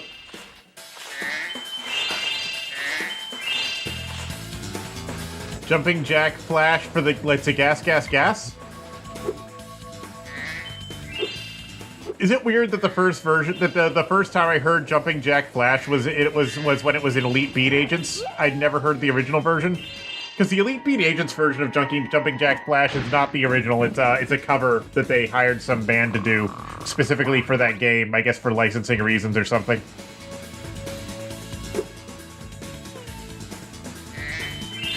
Often it's for licensing reasons. Like, the first two Guitar Hero games, they had a bunch of cover songs because they couldn't license the original versions of the songs. I remember that. I think it wasn't until Guitar Hero 3 that they could get, like, all of the legit versions. Bubsy 3D is the first worst you've encountered from motion sickness, yes. Bubsy 3D is, definitely, illness-inducing, and not just for motion reasons, also just because it is Bubsy 3D.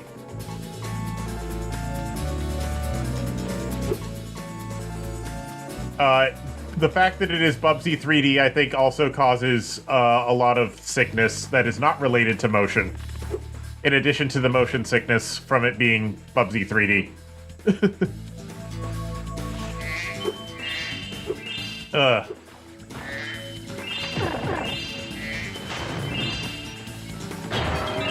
Oof.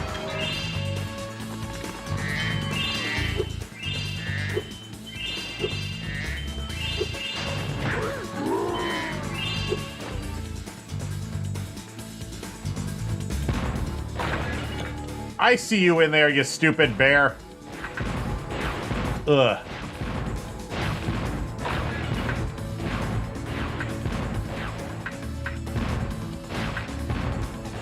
But yeah, there was a Spyro fan game I played once Bubsy 3D may give you shingles. Hello, Ghost of Moneybags. Yes, he is dead. The Moneybags is dead. Yeah, there was a Spyro fan game I played once. Well, it started life as a Spyro fan game. I think they changed it to... I think they changed it for licensing reasons, but I remember years ago there were actually multiple Spyro fan games in development at the same time. One of them shut down, and then another one of them they changed the main character to like some sort of like pink flying squirrel or something. And the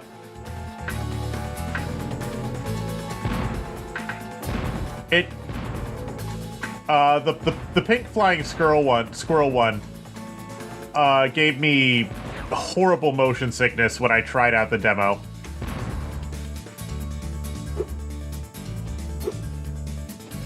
Oh wait, no, it's not one I have to shoot. It's one of those ones you can just head bash.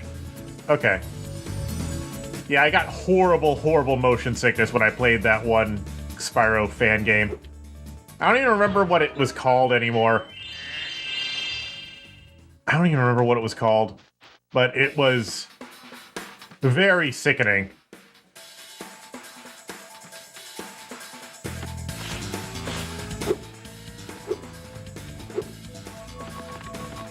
Very sickness-inducing.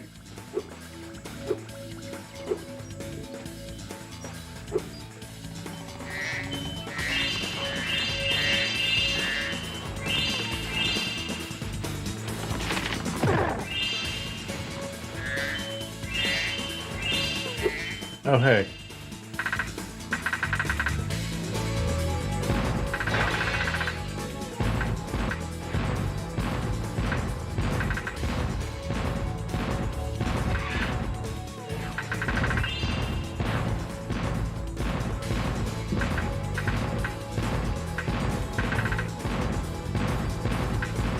Die! Die already! I know I should be leading my shots, and I'm not. Ugh.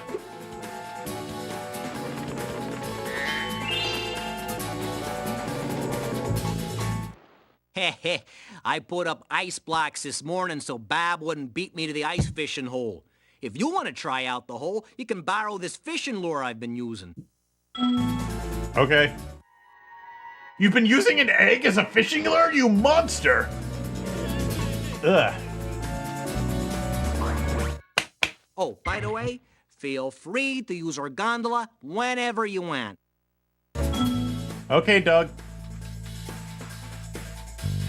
Okie dokie, Doug.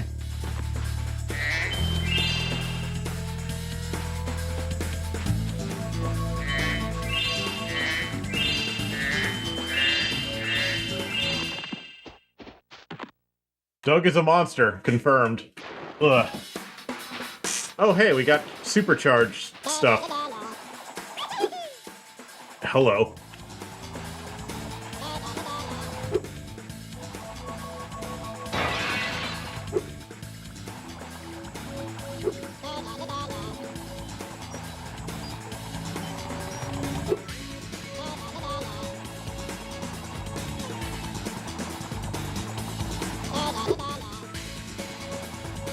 Ugh. Spyro does get twitchy on the supercharge, so I'm, This might require a little bit of locking in, which might be difficult given my current mental state.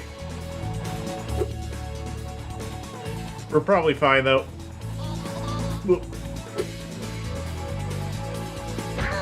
Okay, we got one of them. We got Betty! Also, yeah, Doug's kind of an asshole.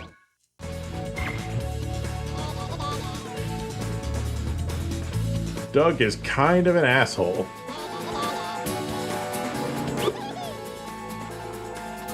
You know, it occurs to me that they kind of changed how supercharges work in this game relative to the first one.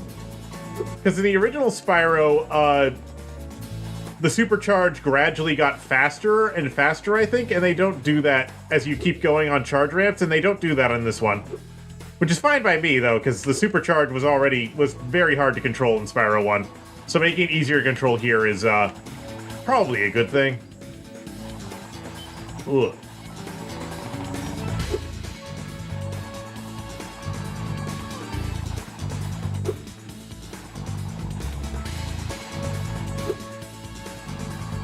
Ooh. Trying to lock in. Ooh. Ooh.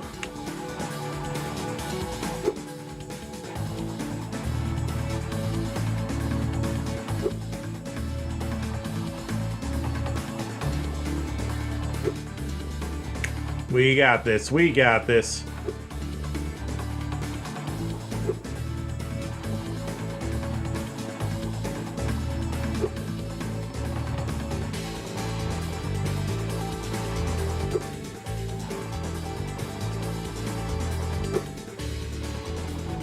Slowly catching up. We'll get there soon. Ah, no. I fucked it. I flubbed it.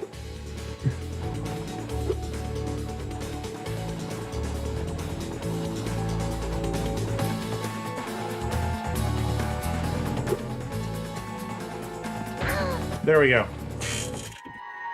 Skill point if you go on the pillar the red guy was on. Interesting. We got Scout. Scout! I don't know how to do a heavy voice. There was something else here. Maybe multiple somethings hidden in this level. I'll see if I can find them.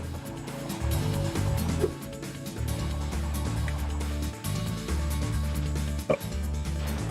Okay, we gotta do this.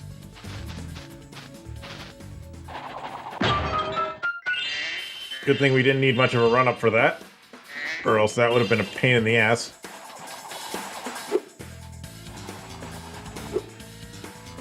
Oop. Ugh.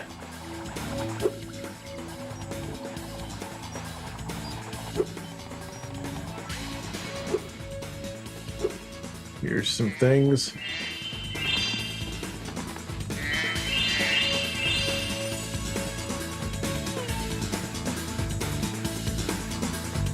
Ice wall that was broken and one around the split happens, yeah.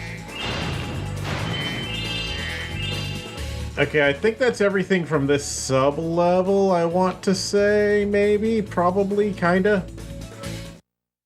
Ugh. Okay.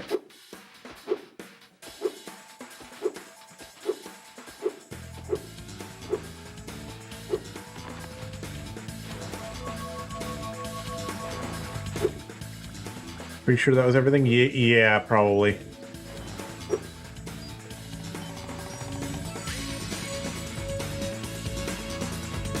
Now we can go over here.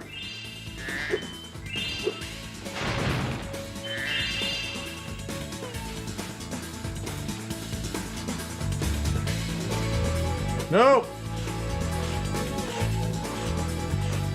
I fell.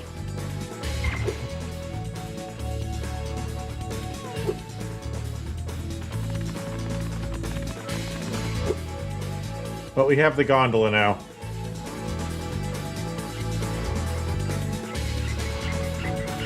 We can get back easily. Yeah, there's a thing here where we need to go underneath the ice, I think. It's gondola time, yeah. Not to be confused with Golconda, because we're not vampires.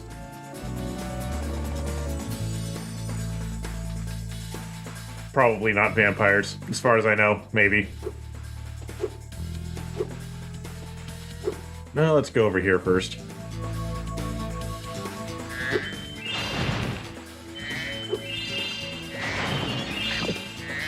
Okay, now we can go over here.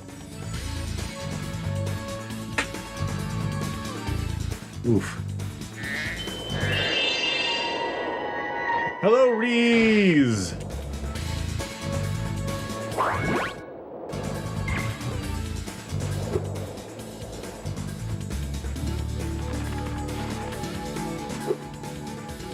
Okay, now we gotta go back to the end again so we can get that other thing.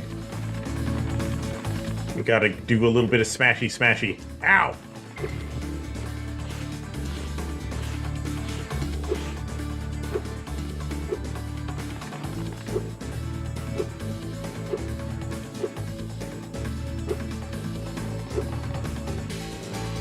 All right, we also got to deal with him, but I want to do the Ice Smashy first.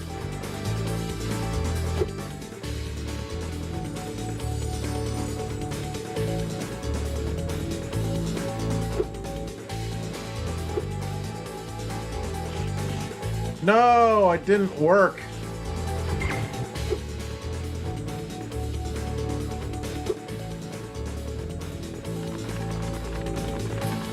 I know what I gotta do. It's just I gotta press the smashy button. I gotta press the drop. I gotta press the ground pound button before the game's logic of you can't do things in the air while on ice kicks in. Fuck.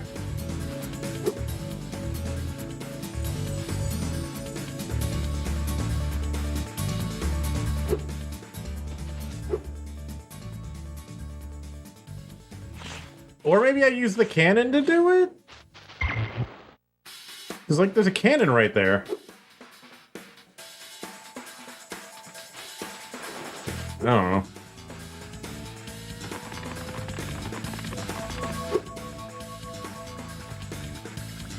And then I died.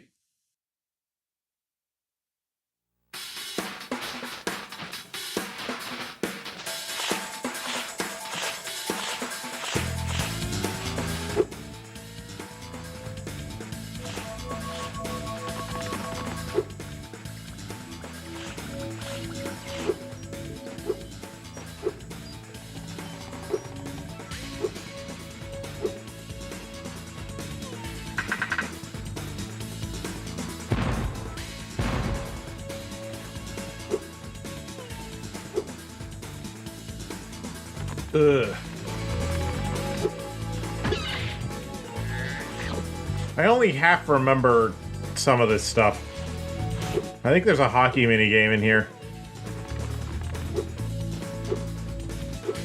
Maybe I'll just do the hockey minigame first? I don't fucking know.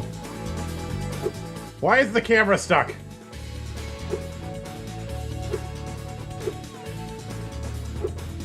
I'm gonna be honest, this level's pissing me off a little bit, so I might finish it later.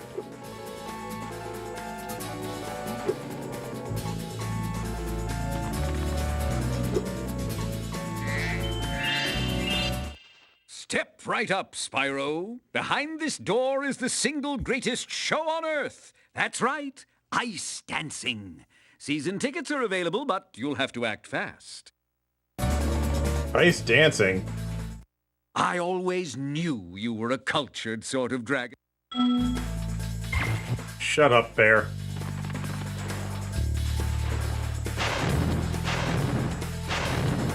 Die. Ugh. My brain hurts. Hello? Tonight is my big ice dance performance, and these hockey players are ruining it. Every time I start my routine, they come in and smack me with their sticks. Oh, I sure wish I had a partner. Someone courageous and strong and handsome and purple who breathes fire. Will you please help me perform my ice dance? These... Yeah, okay, I'll do it. One thing I like about this game is that they do the proper, like... They do so for the reflections in this level, what's really nice is that they do the thing where they just render everything twice. Which, you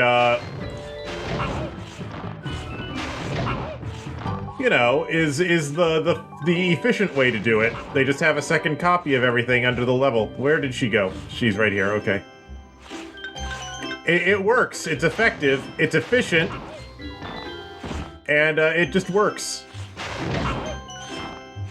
And it looks good. It's effective, it's efficient, it looks good, and it works. And, this seems to be a lost art, because modern games, they do it with, like, a second render target or some shit. Or they, whatever, and it doesn't work as good. Or it's slower. It works great if your game is simple enough, that's true. We did it! That was my best performance ever. I guess one of the judges didn't like it, though. He threw this egg at me instead of a rose. Why don't you have it? Egg. Yeah, I'll take the egg. It works great if your game is simple enough, yeah.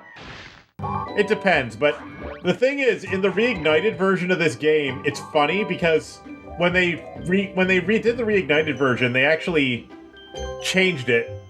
It might have not been this game. It might have actually been the, it might not have been this game. It might have been Crash. It might have been the remasters of Crash, but I remember that when they ported it to Nintendo Switch, that was named after Mark Kearney? Yeah, that makes sense. One of them. It was either the Crash remasters or the Spyro remasters. I don't remember which one, but when they ported it to Nintendo Switch, they had to get rid of the reflections because they decided to do the reflections the new way instead of the way the original PS1 versions did it. Maybe you can be my ice dance. Anyway, let's get out of here. Blech.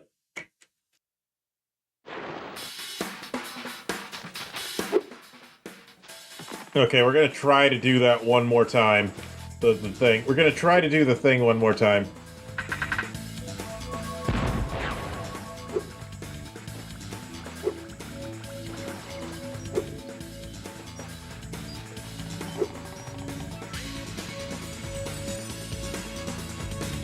Spyro and Crash in the 2008 Olympics when? Yes! There we go.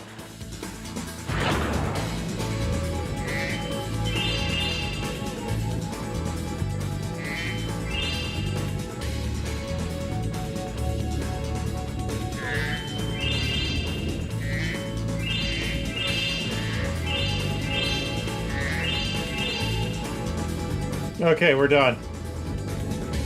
Good thing, too, this game was starting to piss me off a little. This level was starting to piss me off a little bit for some reason. I don't know why. I don't know why, but this level is starting to piss me off. Ugh. Let's get out of here.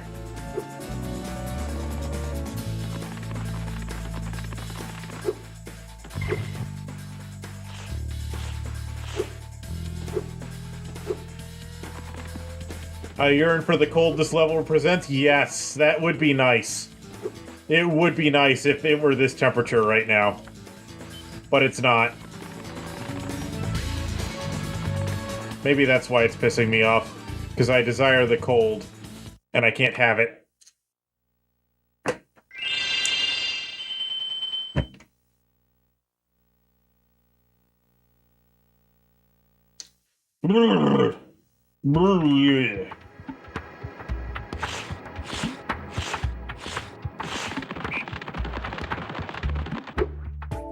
Okay, I think we have 2 more levels here, I want to say. Or maybe it's 3. Hold on.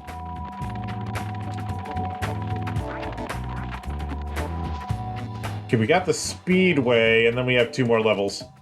Okay, we have a Speedway, and then we have 2 more levels. Okay.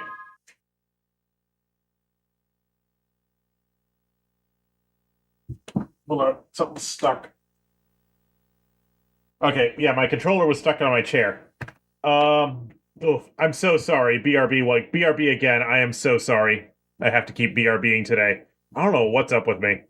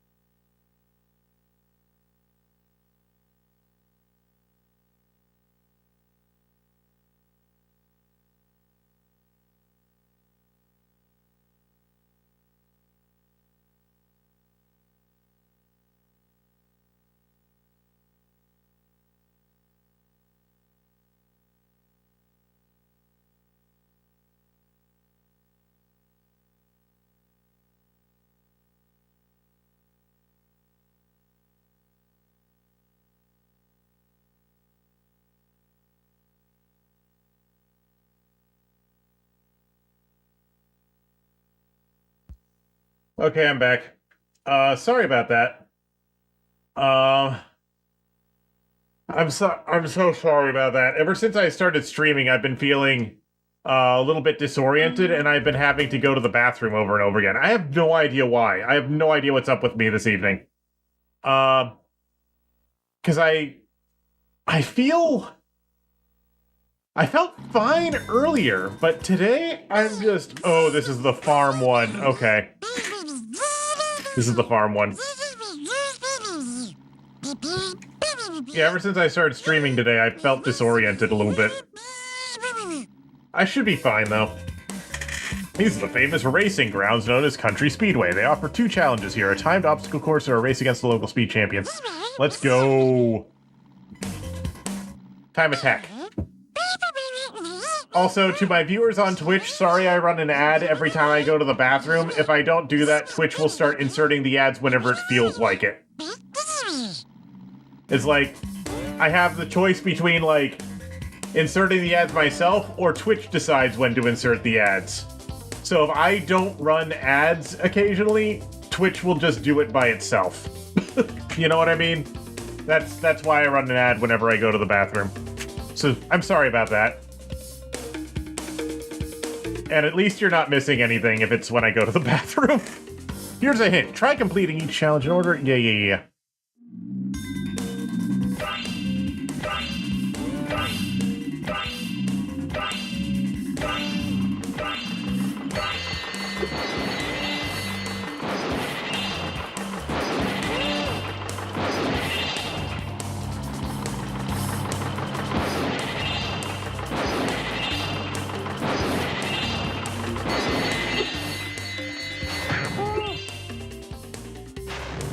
Are these are these cows meant to be French? Or yeah, I think these cows are meant to be French.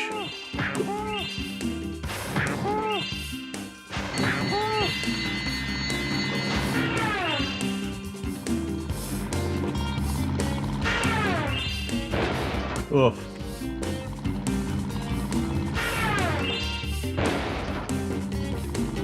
Alright, we're getting there. 7, 6, 5, 4, 3, 2. We're not gonna make it. Let's try again. The planes make a good noise going down. Yeah, let's try again. I have an idea on how to do that faster.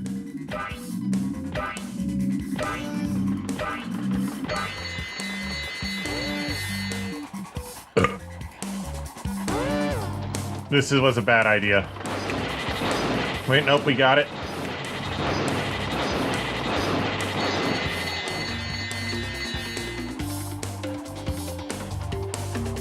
Never mind, this was a bad idea.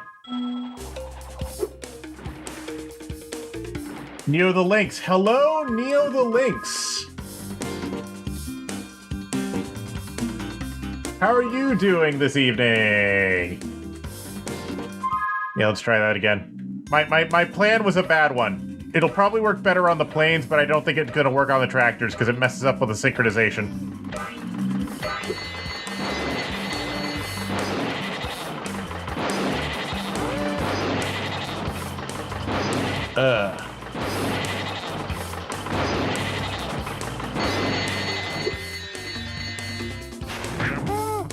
Okay. Lock in the fuck in.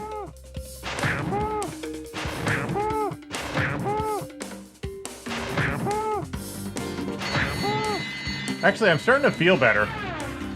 I think I might have finally gotten the last of that excessive cheese out of my system, because I'm actually starting to feel better now. If that makes any sense.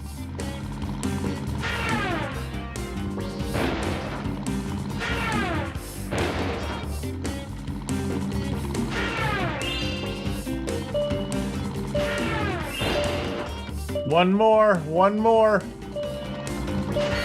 There we go. We got it. The cheese has exited to the party, yes. How are you doing tonight, Neo the Lynx? Welcome to my stream. My streams are often nonsensical, and I often pause. It is not uncommon for me to pause the game and just go on incoherent rants for long periods of time. Just warning you now. It doesn't always happen, but if a thought enters my head that has a string to pull, my brain will pull it, and then I will start rambling about bullshit. You're recovering from wrist surgery? Oh. You alright? Is your wrist okay?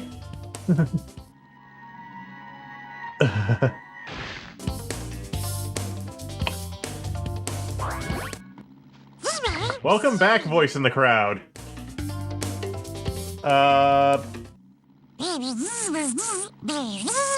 Did they give you a laser with your wrist surgery? That's a good question. Okay, we gotta race the flying pigs. After... Am I done with this hard... so after this, I'm gonna have, After finishing this, I'm gonna have 2 more, levels. I still have the lantern level and the China level, the panda level. Yeah, I still have the lantern level and the panda level. Broken working while mopping? Oh no! I hope you're gonna be okay. Oof. Oof.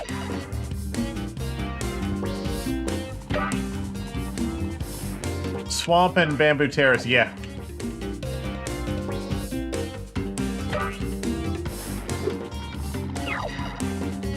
Oop. Urgh.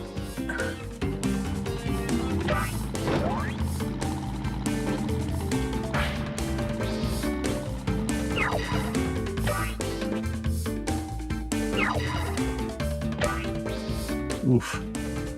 There we go, there we go.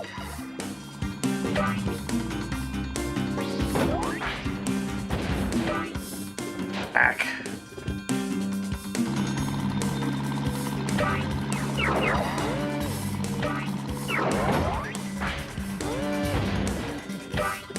You know, I don't think the rockets are all that useful unless you're in second place, now that I think about it, because they only slow down the guy immediately in front of you. They don't slow down the guys in front of him. So, the rockets are of, like, minimal usefulness, thinking about it.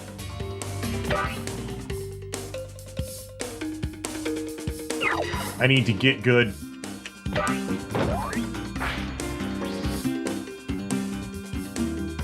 Yeah, like, I can't even see the guy in second place. I have no idea how far ahead he is.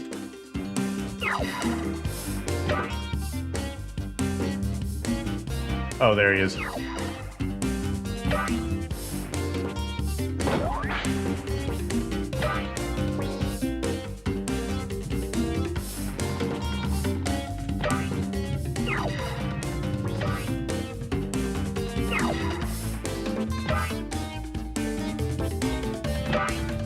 The rockets are pretty useless in general. Yeah, I see that. They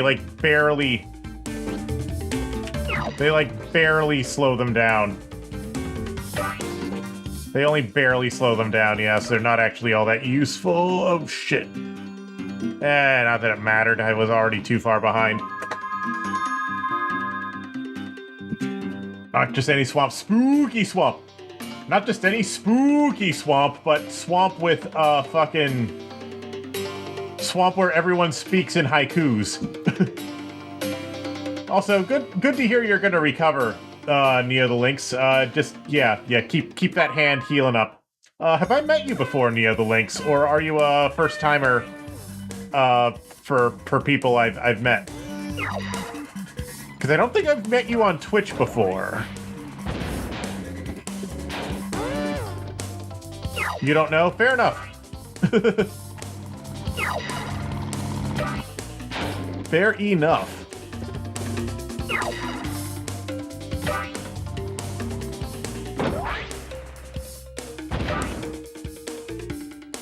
Oh, there's a boost over here that I missed horribly.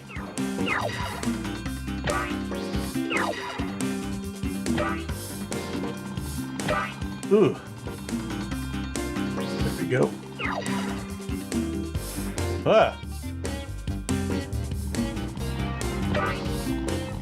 Like, okay, I can see where the boosts are, but actually hitting them is quite challenging sometimes. Because of how loose Spyro's flight controls are. You know what I mean? Oof. Like, just because you can see where something is doesn't mean you can necessarily get to it cleanly. Oof. Sorry if I'm not looking at chat very much while doing this. I'm trying to lock the fuck in. And I'm only kind of succeeding.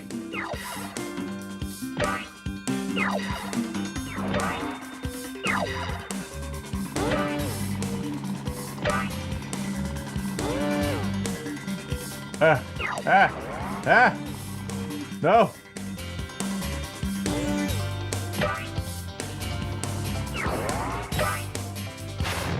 No.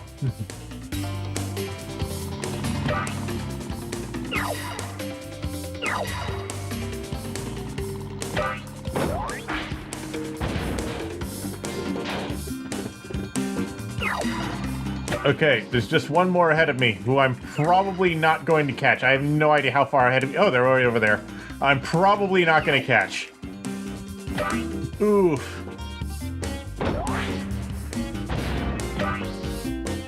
Yeah, it didn't even home in on him.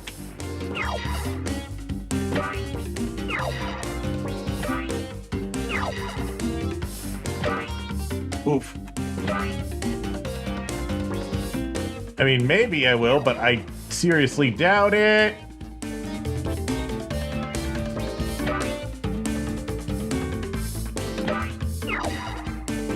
Yeah, it's not happening.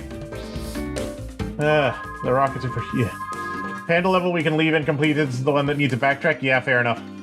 This game does have dynamic difficulty. Yeah, we were talking about that last stream, actually. About this game having, like, a dynamic difficulty system. Where it, like, gets easier or harder based on your performance. And apparently there's codes which can lock it into a specific difficulty level. Was what we were saying last time. But I haven't messed with those.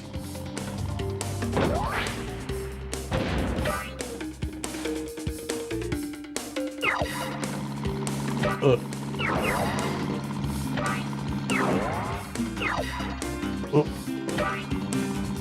Hopefully we haven't lost too much time from that. little blunder.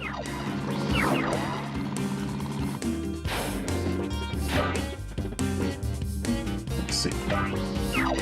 Oh.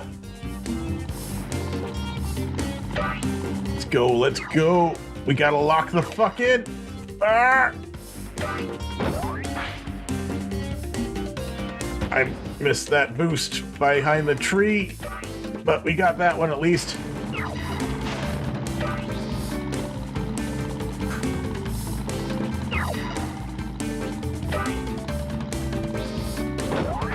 I'm honestly not sure what exactly triggers the dynamic difficulty changes either.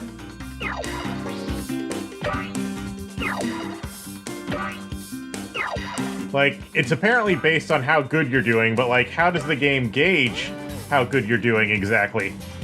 Oh, we're actually doing pretty good this time.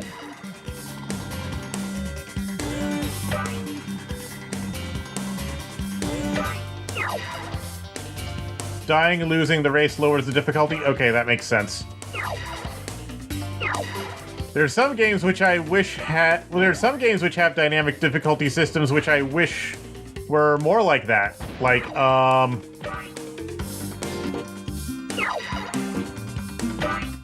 Banjo-Tooie's dynamic difficulty system when you're racing against Canary Mary, specifically, is bullshit.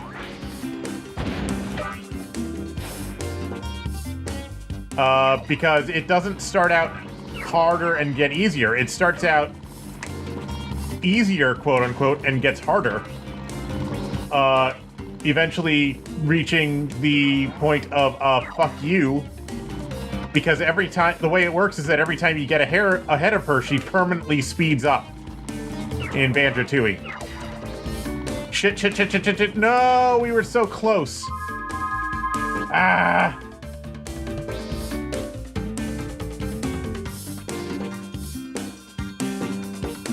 There's a prototype that lets you see the difficulty at all times. That's cool.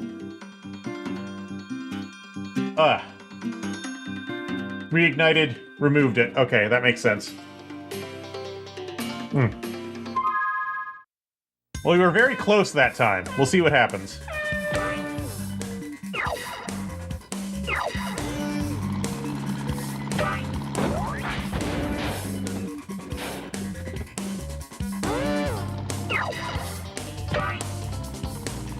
Ah.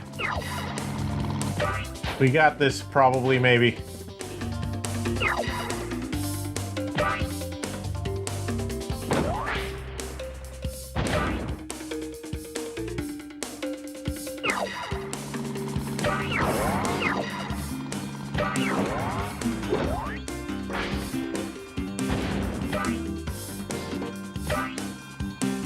Oof. But yeah, the thing about video games is that balancing the need to challenge good players against the need to be approachable for players who maybe aren't so good has always been hard.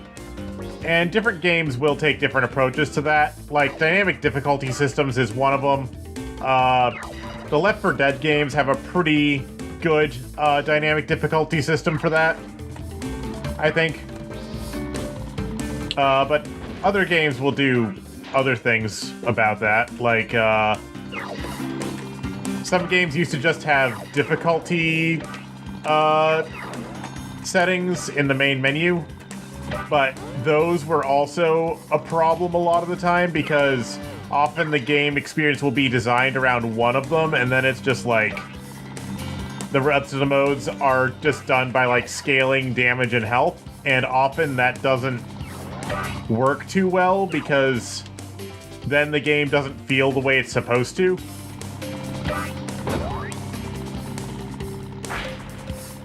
So it's a mixed bag, even the best of times. Shit.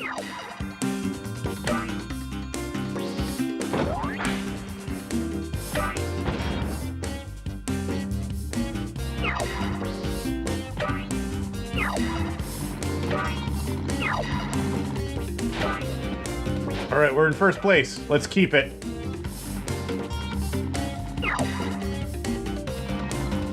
Oh shit, we missed that speed boost. We should be fine though.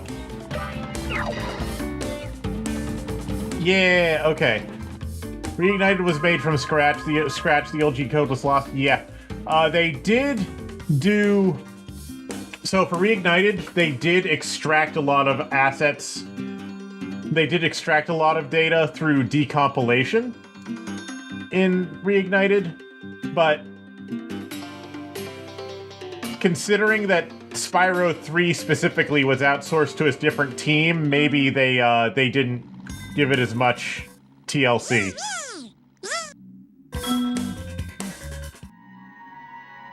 No, they didn't give it as much TLC as 1 and 2 got. So maybe if they'd done it internally maybe if they'd done it internally at Toys for Bob, they would have carried it over, but the team that did Reignited 3 probably didn't have as much access to the stuff. The stuff and the things and the stuff and the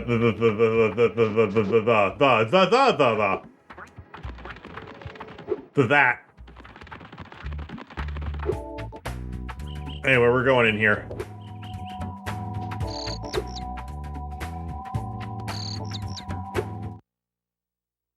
I don't know. That is interesting, though. Because I never knew before that this game had a dynamic difficulty system.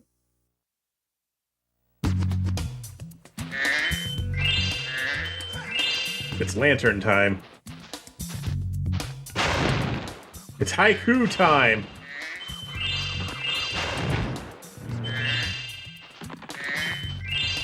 When I played this, you know, when the first time I played this level as a kid, I had no idea why the characters were talking like this, because I had no idea what a haiku was. Mean. I thought I was a goner.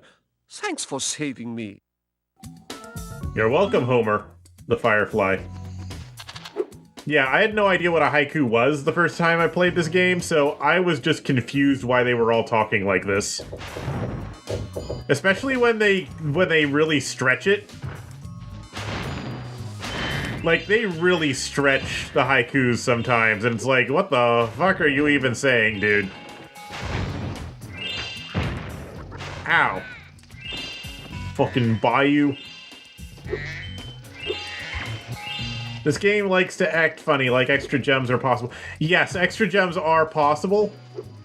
But I've only ever had that happen in the, I've only ever had that happen in the reignited version of this game, where I've gotten extra gems.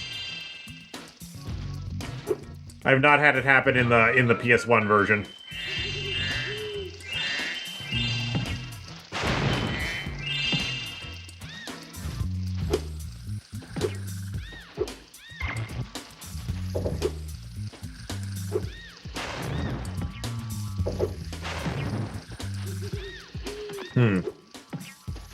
Jousting with this fucking gross mosquito man. There we go.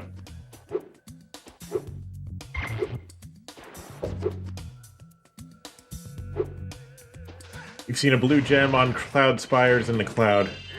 Huh. Like out of bounds sort of thing?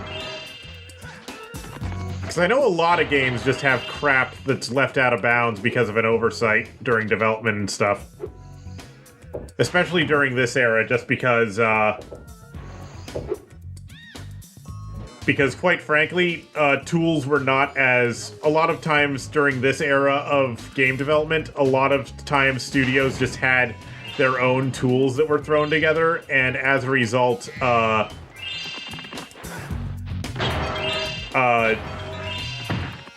they just didn't always have the resources to... They didn't have like high quality, like professional tools. They just had shit they made themselves and threw together, and so it was not always easy to remove things that shouldn't be there unless you could actually like move the camera over there and manually see it. Sometimes they could, but often not.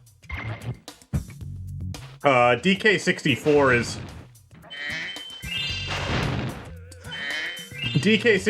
is pretty notorious for having out-of-bounds stuff. As is, Sonic Adventure 2 actually has a lot of out-of-bounds stuff. Depending on the level. Like, sometimes you'll find remnants of one level out of bounds in a different level. The multiplayer maps often have huge chunks of stuff out of bounds, like early layouts and stuff.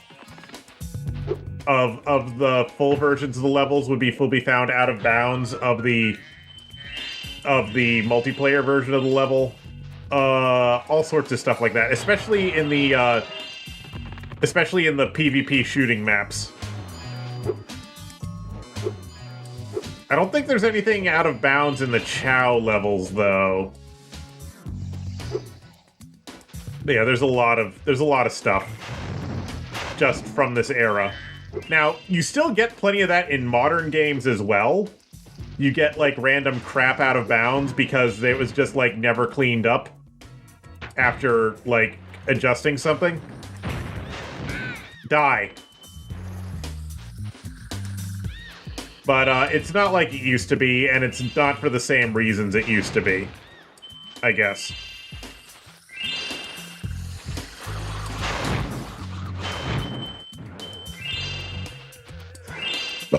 Oh, hello, asshole. This door is jammed shut. Only the power of gems can hope to move it. Oh, you're talking in whatchamacallums too. Alex Hastings did a good job making this engine? Yes. Oh my god, you have a fucking... You have a Moneybags emote. That's amazing. I love it. And more Ugh. I can stop speaking haiku. What a sweet relief. Yes, please do. Please leave and never come back. Please never speak to me again. Unless you tell me you're gonna give me my money back.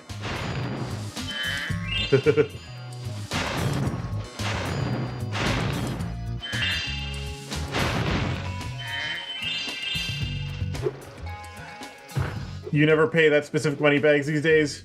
Fair. If you're doing skips and stuff. I don't think I know the skips for these games to be complete. Oh shit, it fell in the water. It fell in the fucking water. Great.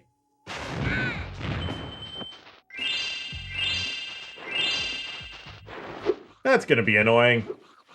And then I died.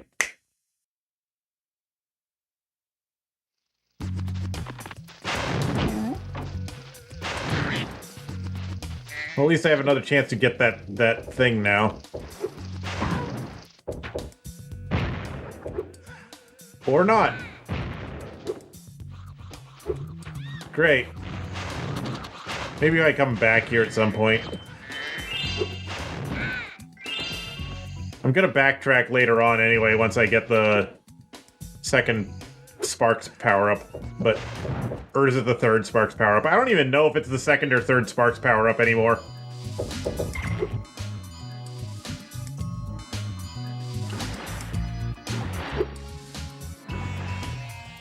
Second, so it'll be after... Shit. I'm a dumbass. Have I mentioned I'm a dumbass?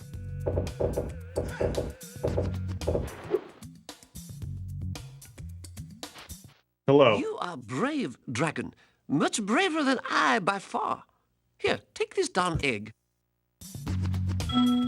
Thank you.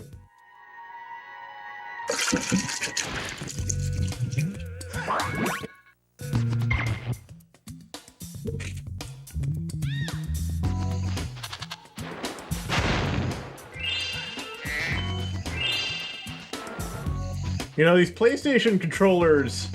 Oh no, the Sheila mission, how did you forget? Oh. The tea lamps are lit. Now I'll tell you the secret of what's in this house. Yes? A creepy wizard lives inside but hates the light. He has awoken. He swore to destroy whoever lights the tea lamps. Better you than me. Blow up a wizard, got it. If only you was not injured, your chatters would be hatching out of these very eggs. Oh no.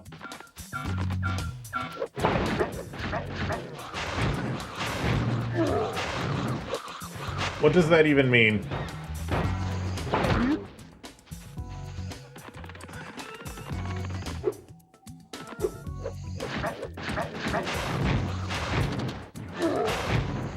Sheila mission is harder on PS1. How is it harder on PS1? I don't remember struggling that much with this mission, with that mission, honestly. Or maybe my memory is just bad. Oops, I misaimed. You have an egg hatch, check and redeem? Cool.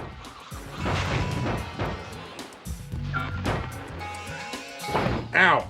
No, I misjudged it. The rocks don't respawn and reignite it. Oh.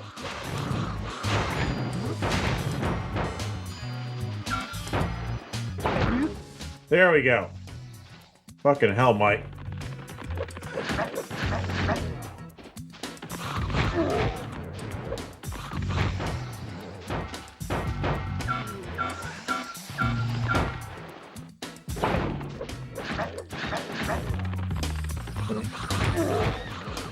So you stream a lot of Spyro then, is what you're saying? Fuck. Shit. Damn it.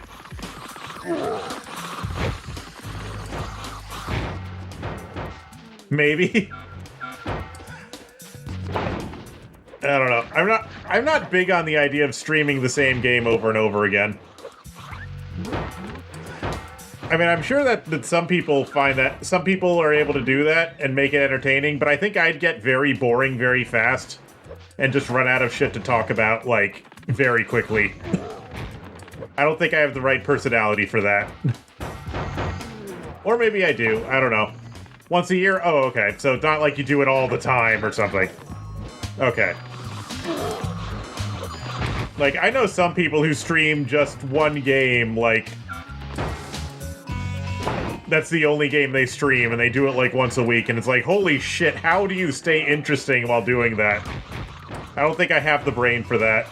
I don't have the power for that. And then I died. Then again, I guess speedrunners do that, don't they? They just stream, like, one game over and over again for months at a time while they're grinding out times. And they're able to stay interesting somehow. Or maybe they're not, because often they only have like 5 people in chat. But you know what I mean, right? You often used to his ghostly form yet, but we went to the snow level for yeah.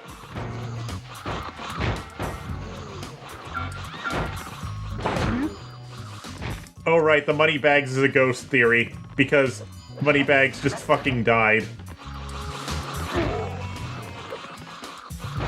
That's true. Speedrunners don't do the same exact thing over and over again. So after this, you should stream Spyro 3.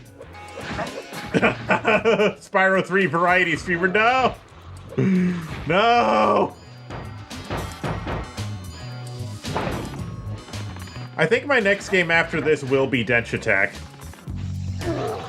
A gem chat minigame, that's cool. Because I remember, because I did really like the Dench Attack demo when I played it a couple months ago. So I definitely think that will be my next game, will be Dench Attack. Like I said earlier, I was going to stream it this weekend, but chat voted for Spyro 3, so that's what I did.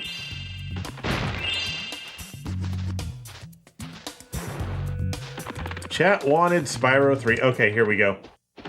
This bullshit. This swamp smells so sweet. The springtime trees are fragrant. I'm off to kick butt. I'm off to kick butt. I love how she ends her haiku. I love how she ends her haiku there. I wanted to play that, but my injury shelved all plans. But yeah, injuries suck like that sometimes.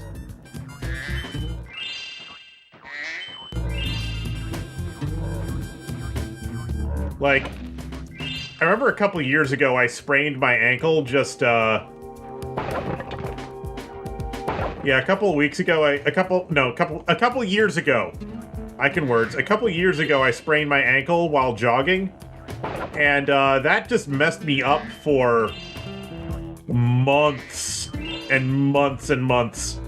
Like, yes, I got feeling back after a few weeks, but like, yeah, I got the ability to walk more or less normally back after a few weeks, but like, I couldn't jog for months after that. Like, I couldn't run or jog for months after that, even though I could walk normally again. And, that really messed up everything, because then I couldn't, because then I got really out of shape as a result. Oh, the rocks respawn, like, when you're not looking at them. Holy shit. The rocks respawn just from not looking at them. I hate that. Oh, wait, no, there is an animation for them respawning. They just fall out of the sky. Okay. I don't like that. I don't like that.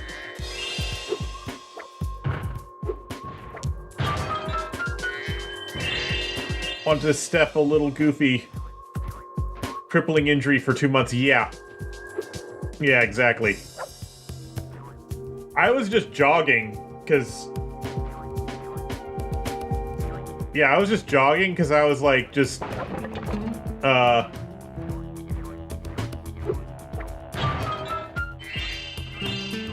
right now you can't use your right-handed L. Oof. Hoping when staples are out that they'll get the... Yeah, that sounds good. Hopefully everything will be fine. I remember one time at my job, my boss, not my current boss, like a boss I had like 7 years ago, I want to say. It was a long time ago. I'm just collecting all the gems before I actually attempt to do the thing so the gems don't distract me.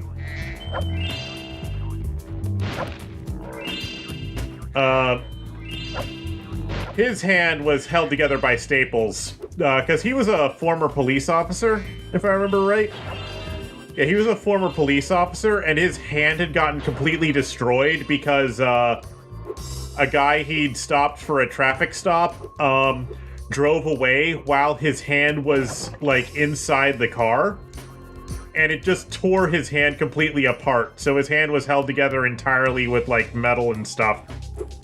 So, he was, so, like, they put his hand back together, but it was still kind of fragile. So there were things he was not supposed to be doing, but he was doing them anyway, like, lifting heavy boxes. Because we work at a hardware store.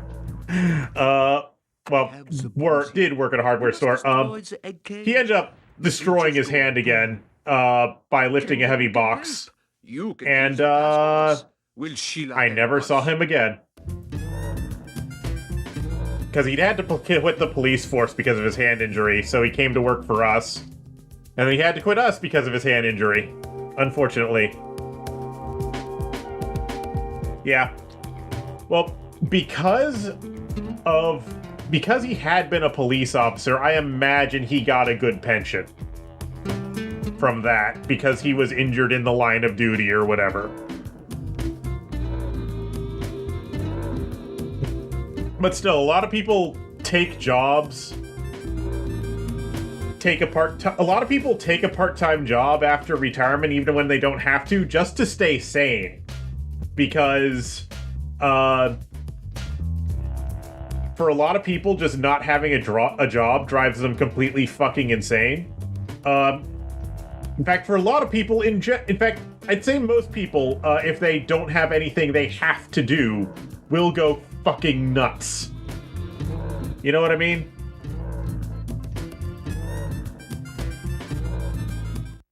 Yes, it's bombing time.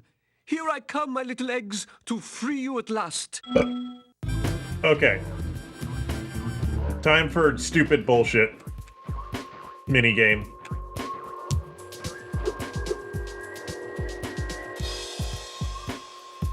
Oh, okay. He's fucking stupid. I forgot how this game worked. Holy shit.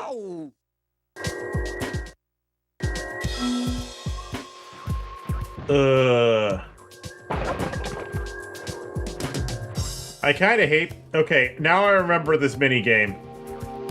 Now I remember this minigame, and that it sucks.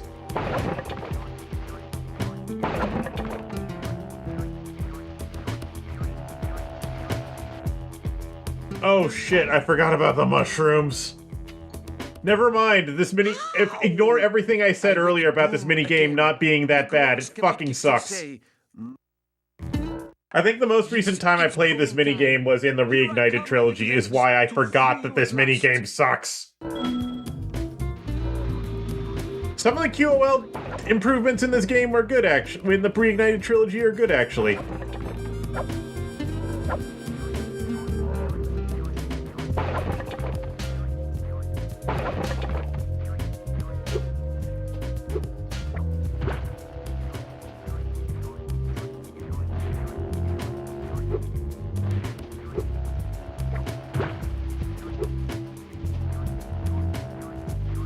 There's also the fact that I have no idea, because he doesn't always follow the path. He only sometimes follows the path when he fucking feels like it.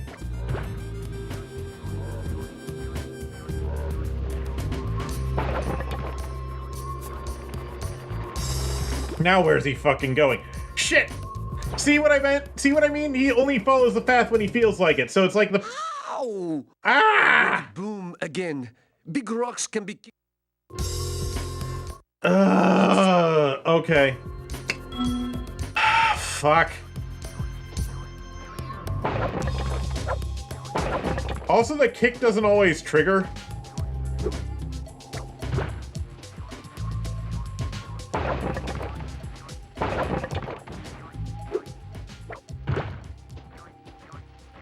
I think they thought the Alchemist mission in Spyro 2 was too low. Yes! Clearly, they thought that that mission was great and they needed to do more of that.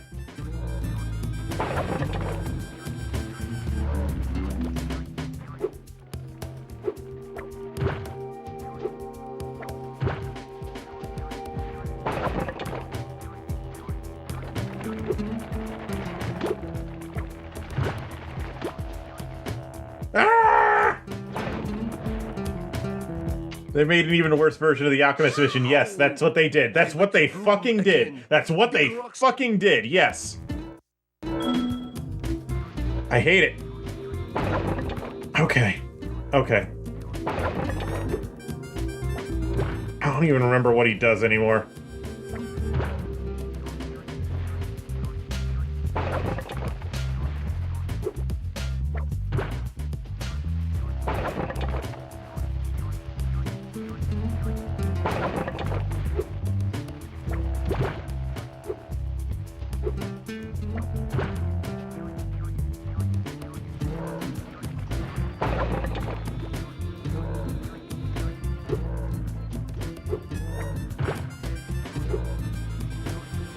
No!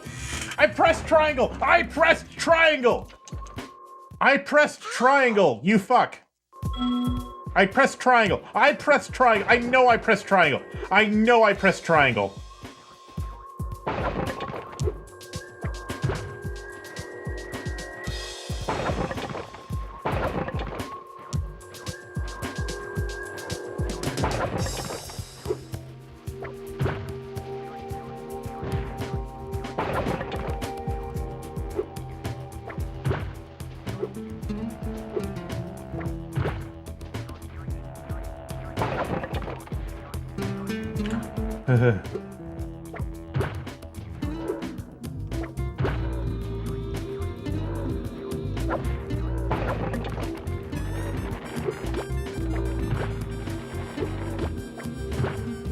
Ha!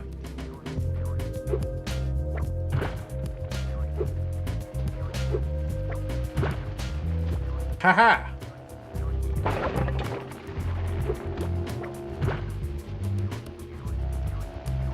Okay. Just throw the bomb. Good. Ugh.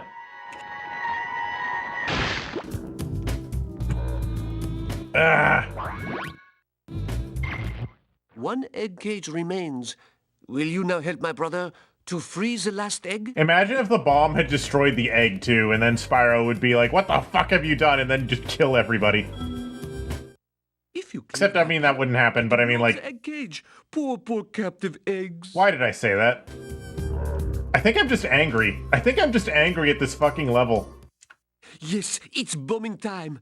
Here I might just be angry in general, actually. I might just be angry. I might just be angry today because of side effects from too much cheese.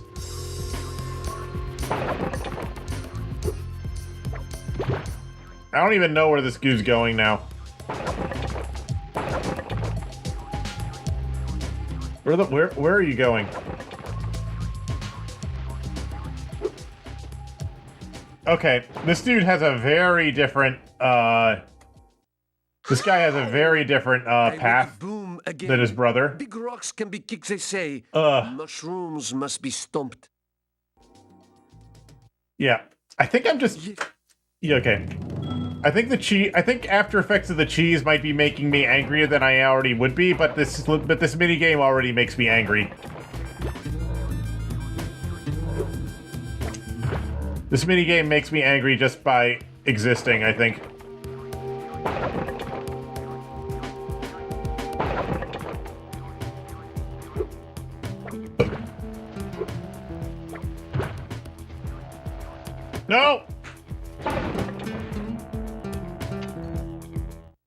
So I think I would be angry even if I hadn't eaten all that cheese, but the cheese is definitely making it worse. The cheese is definitely making it worse. Remind me to not eat that much cheese ever again, which I will then ignore because I like cheese too much. Oh, okay, you're just... I don't know where he's... Okay, I haven't memorized his new path.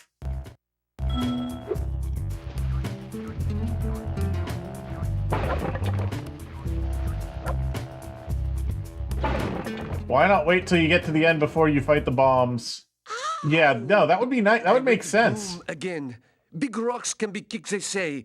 Mushrooms must be stomped. Yes, I think many of the creatures in these games might be less than intelligent than humans. Is what I'm starting to think. It's the only explanation.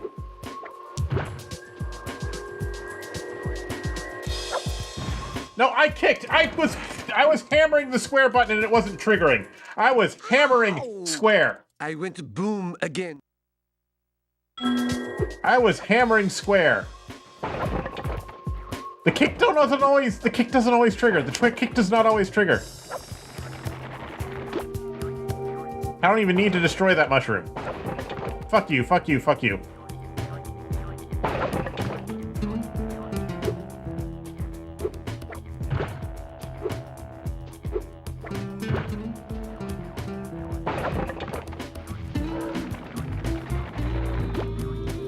Where are you going?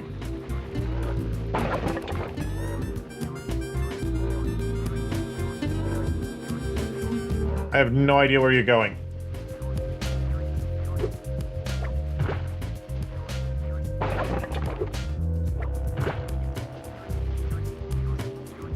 Okay. Okay.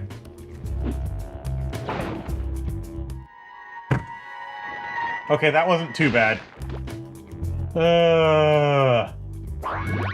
Dragon eggs have fire and explosion resistance? Yes. Eggs are all free. 2 dragons are born today. Sheila's my hero. Yes. Good. I never have to do that mini game again. Why is there a cage here? I think there were some gems over here.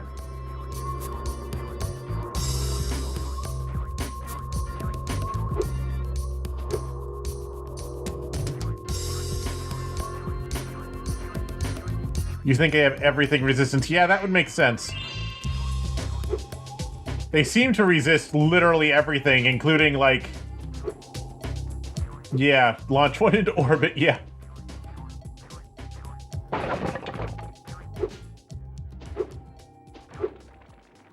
Why would she be trying to destroy it? Yeah, that doesn't make sense, because her whole thing is she wants to,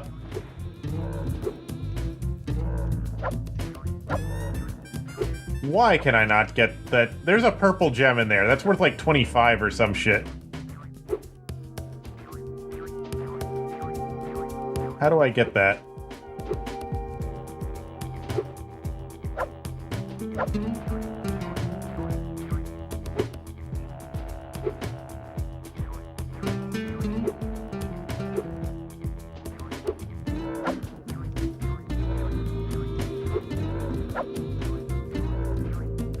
I'm confused. A little bit. There's gotta be a way in there.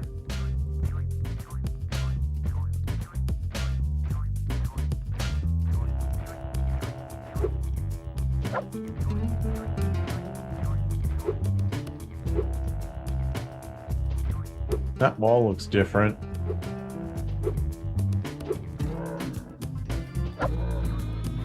Nope, you don't do that.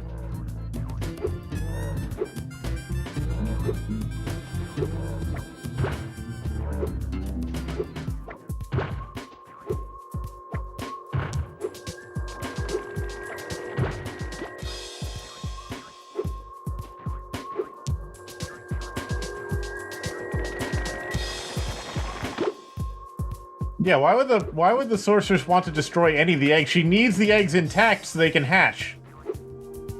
Because she needs to have she needs dragons. The sorceress needs dragons, so why would she be trying to destroy the eggs? That would be, like, completely counter to her plot. Only open during the minigame? Don't tell me that, please.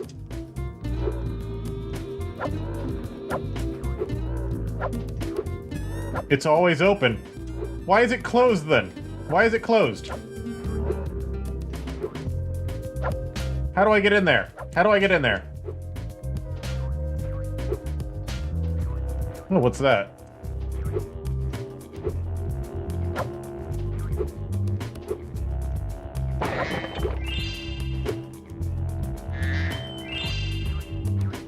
Probably a back entrance you have to smash. Ugh. To the back.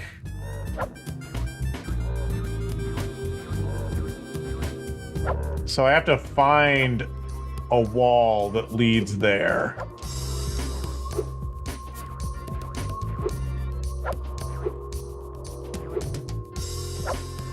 Multiple breakable walls here. Okay.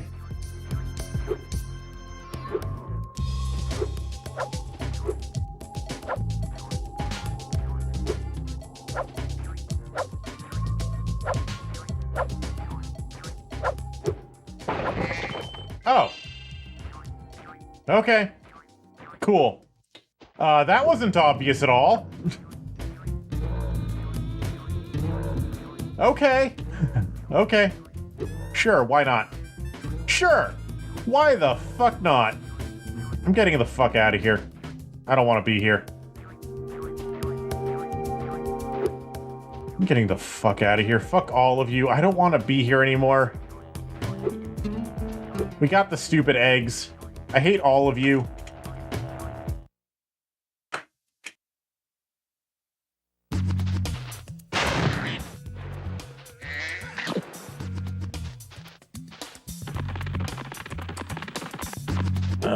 I think there's something I have to do up here. Ugh. Correct, yeah, because that one at least was marked with a cracked wall.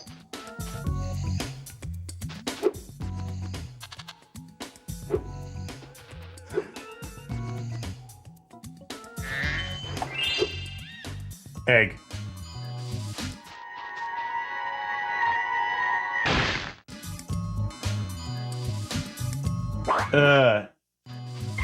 Sure.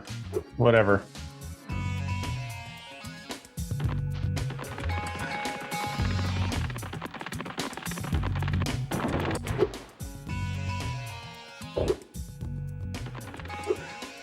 I'll worry about the rest when I backtrack. I don't feel like being here right now.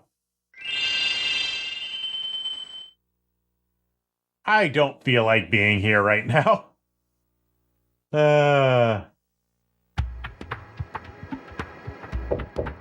Sorry.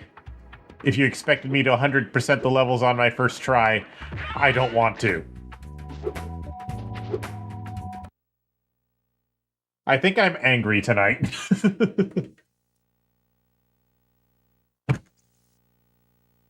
But it's fine. I'm fine. Everything's fine. Panda level. One thing that would make it harder to go back to the originals Reunited has Gem Finder and Alice Warping available through the entirety of all 3 games. Yeah, in this game, Gem Finder you have to unlock.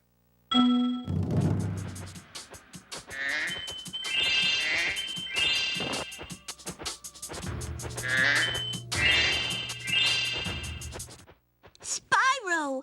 Rhinox have been harassing us all day. The workers haven't been able to harvest the bamboo needed for the whirligig to take you to Evening Lake. We've tried asking them to leave, but there's no reasoning with them. Of course not. The Rhinox want to kill me. Why would they be reason with me? Why would they be possible to reason with? A single Figment and Psychonauts. I have not played Psychonauts. I have had Psychonauts recommended to me many times. Maybe I will play it at some point, but it definitely seems like another one of those games, those collectathons, where it's like, fuck you sometimes if you want to 100% it. Because one thing that was actually pretty common in this era of game design was that games were easy to beat, but difficult to 100%.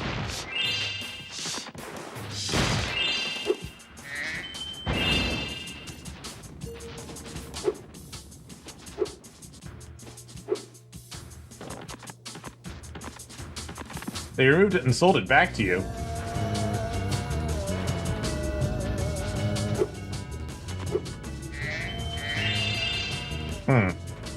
Hello.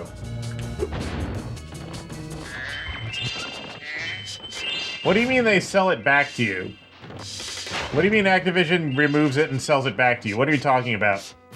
Spark's minigame. Okay, that's what you meant.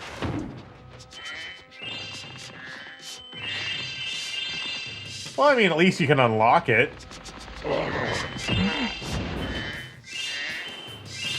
Like, it's not like it's hard to unlock or anything, it's just Spyro 3 is designed with the expectation of backtracking.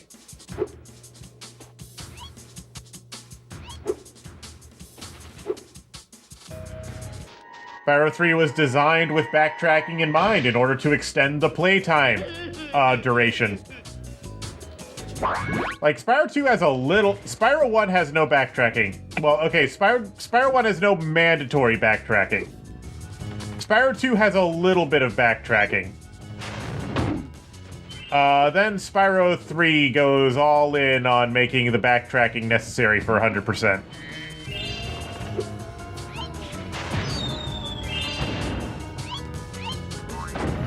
I don't hate the backtracking-focused game design. Banjo-Tooie is full of it too, and I love that game. But, it is, well, okay, I love parts of Banjo-Tooie. I love Banjo-Tooie except when it has the, color-coded mini-games, which it keeps doing for some reason. I don't like that part of Banjo-Tooie, but the rest of Banjo-Tooie that is not, color-coded mini-games and first-person shooter mini-games, I like. You get what I'm saying? You're not a fan of backtracking platformers? I get it. In Banjo-Tooie, the backtracking serves the purpose of making the island feel more interconnected. So there's actually a purpose to it there. You know what I mean?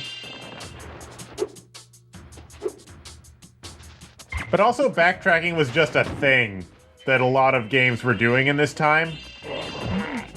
Like, even games that were not about collecting things would still have backtracking.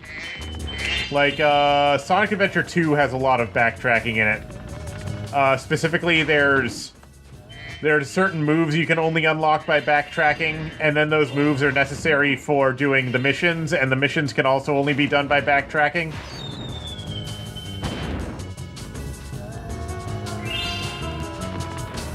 Super Mario 64's solution was to have everything be backtracking all the time, yes. In Mario 64, there is only backtracking.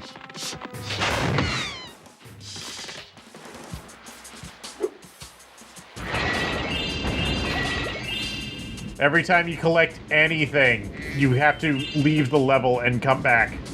Ultimate in backtracking technology. Oops.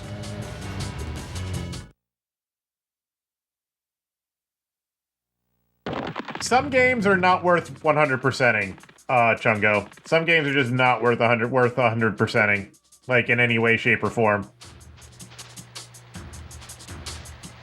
Sonic Adventure 2. Sonic Adventure 2's whole thing is it's designed around, like, teaching you the level layouts through repetition so you learn to speedrun it. That's what the game is designed around.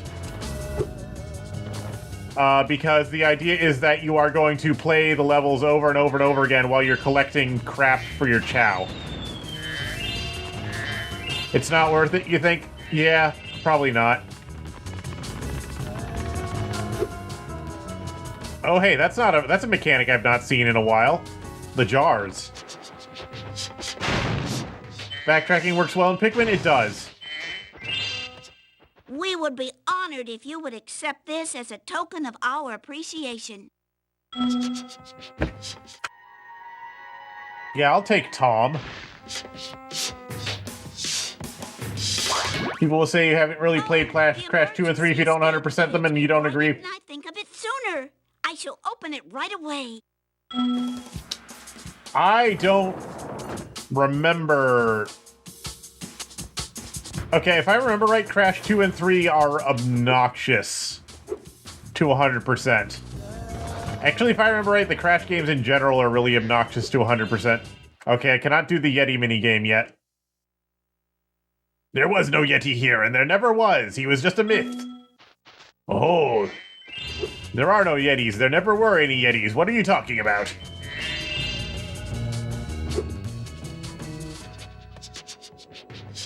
Well, also, Pikmin is that it's broken down into, like, 10-minute segments, pretty much. Is the design philosophy of fuck. The design philosophy of Pikmin is that it's broken down into, like, 10-minute sections. So you're gonna have to go back anyway. Because you gotta leave at the end of the day anyway. It's all about... Pikmin's all about rationing time, pretty much. Well, Pikmin 1's game design is all around rationing time, and then Pikmin 2's game design is like 50-50 between rationing time and rationing resources. Depending on if you're in an overworld or a cave. And then Pikmin 3 goes back to just being fully about rationing time, and then Pikmin 4 takes Pikmin 2's approach again. Also, fuck this guy. It's the nature of...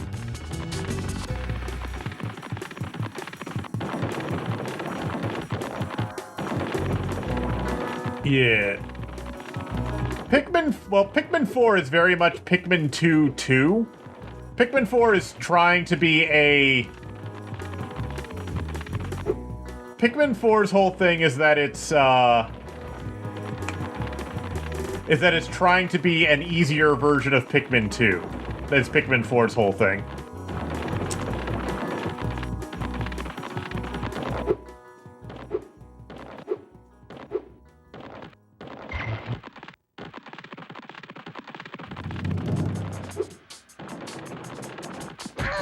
An easy, well, maybe not easier, but more streamlined Pikmin 2.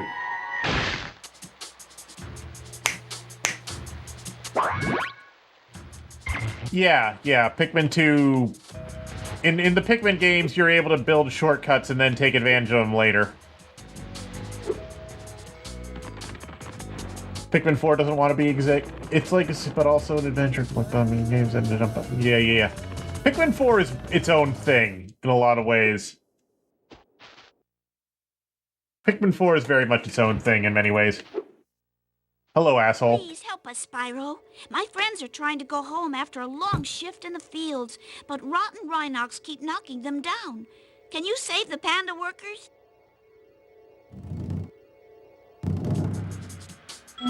Okay. I think I remember this minigame.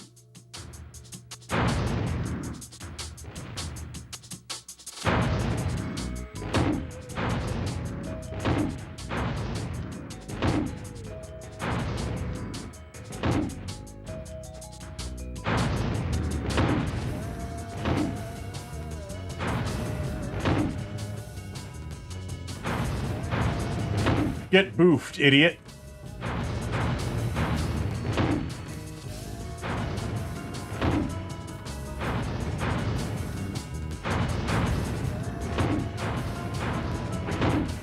No! I'm sure you would succeed if you were to try again. Pikmin 2 is still retrieve objects, so it still fits, yeah. So, I'd say all of the Pikmin games are still sort of RTSs. They're like RTSs without the base building, pretty much. The Pikmin games are just RTSs without base building. Also, we are ignoring Hey Pikmin because Hey Pikmin is not a Pikmin game.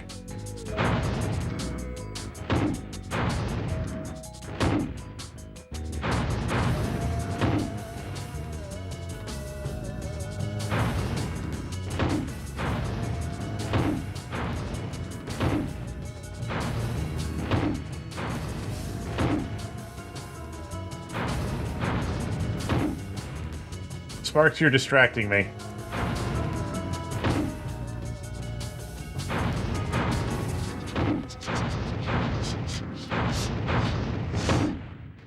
No!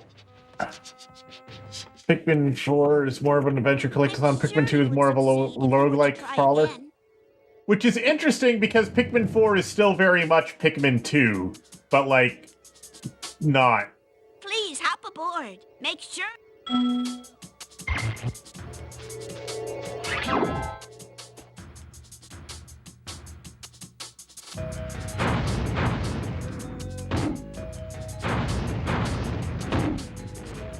Enemies not responding? Yeah, that doesn't... Because, like, okay, the Pikmin games are supposed to be, like, ecosystems, so to speak. Or at least that's the idea of them, is that they're ecosystems.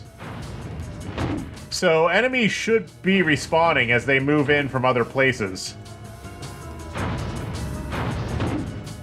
But, Pikmin 4, ignores that concept, pretty much.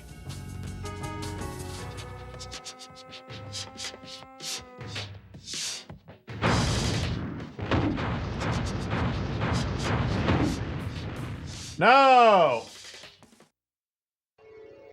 I'm sure you would succeed if you were to try again.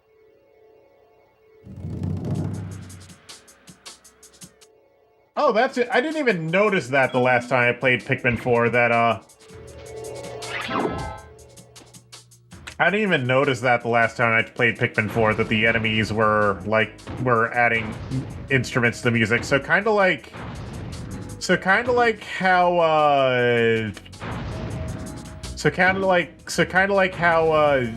Knights is on the Saturn then, where the music changes depending on what the enemy situation is and based on what the Nighttopians are doing. Or Nepians, or whatever the fuck.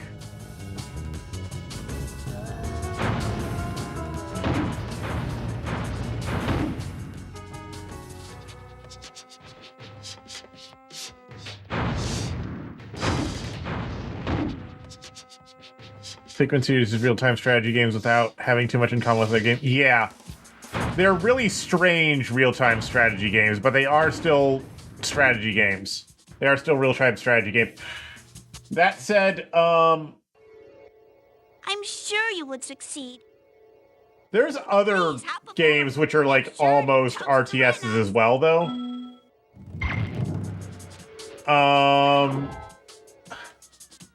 Like there's whatever the fuck is going on in Brutal Legend, where it's like the second half of the game is almost an RTS, but also kind of almost like a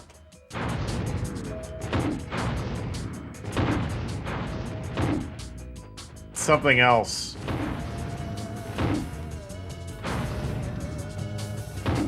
Like Brutal Legend, the second half of it is almost an RTS, but also still has some other elements which aren't exactly RTS. Like a lot of your units move on their own, sort of thing, and it's a thing.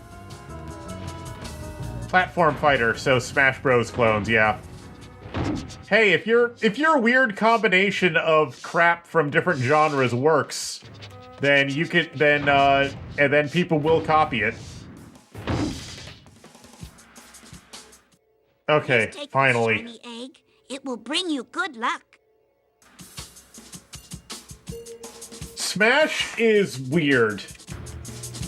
So Smash is a fighting game, but it's not a arcade type fighting game. I'd call Smash.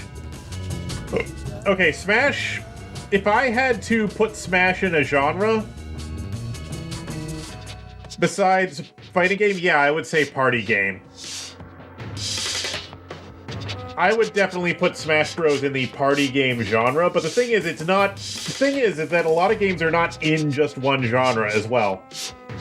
So it is a fighting game, and it's a platformer, and it's a party game. Smash Bros. Is a fighting game, a platformer, and a party game. Is how I see Smash Bros. And Brawl specifically is also a beat-em-up. Smash Bros. Brawl is also a beat-em-up. You could also argue that parts of Melee are a beat-em-up. Games do not have to be just one genre. Though they usually do have one primary genre to which everything else is secondary. Okay, party game is not exactly a genre, but it isn't not a genre either. Party game isn't a genre necessarily, but it's also not a genre, I think. I'd say that Friend Slop is also a party adjacent genre, I'd say. Let's head on over to the whirligig. Yeah, we can get to the whirligig now. Like, modern Friend Slop games, like, say, Peak and, so on. Though, Friend Slop is very much just an evolution or subgenre of the party game genre, I'd say. Games like Peak and, those games where you, like, collect stuff and extract, like, the dwarf game and the other game and the thing. I can't remember names right now. BRB.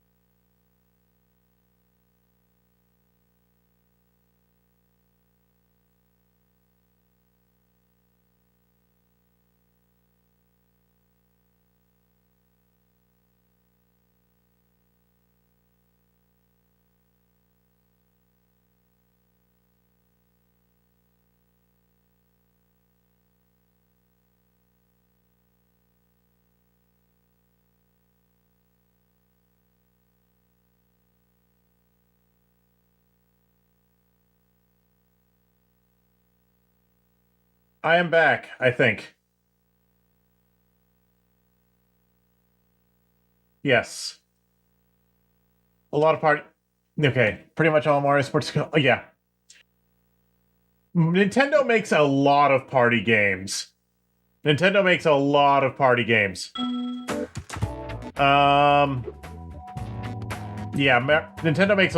games, but I'd say Friend Slop is definitely a subgenre of party game, with the main qualifier being that it's got less focused on... The main difference between party game and Friend Slop is that Friend Slop usually has longer play sessions than party games do. Like, party games can usually be broken down into like segments that are only a couple minutes long, whereas Friend Slop games, the play session is often like 30 minutes to an hour for a session of something, for a round, quote unquote. Now, that's not to say that party games can't take time. Like Mario Party, a round of Mario Party can easily take a few hours. But it's broken down into mini games and board game sections, each of which only lasts a few minutes at a time. So, Yeah, it's different. But, you know, I would say that party game and friend swap game, or as Pallet wants to call them, hangout games, are subgenres of the same genre. Worthless fool! I ask you to carry out one simple task, and you fail me. I should have known better than to rely on a child. But don't worry about it. I'll deal with them now. These eggs can't be worth all this trouble. Without the dragons, the magic in this world will wither away. Without magic, I'll die. And so will your ever so slim chance of becoming a sorceress. Now, watch how a real sorceress dispatches her enemies. How would you? You know, I feel like she didn't train this bunny very well. Like, maybe she's like...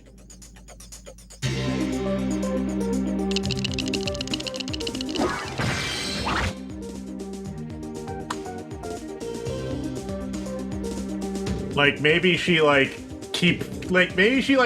keeps promising she's gonna train her, but then, like, never gets around to it because she wants to keep her as an apprentice. You know, kind of like a Sith. Or like, that little dinosaur guy from, Adventure Time. Where it's like, they kept saying they were going to train them, and then they just never did. Hi, Sergeant Bird. Sorceress would attack you here, so I flew in to help out. My rocket launcher Hi, Sergeant Bird. But I can assist you by dropping ammunition. Now get in there and fight the good fight. Yes, sir.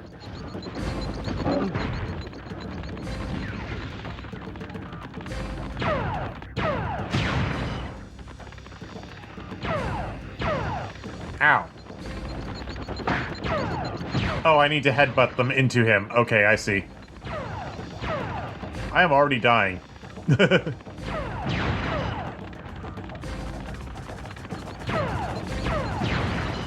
No, stop hitting my ammo.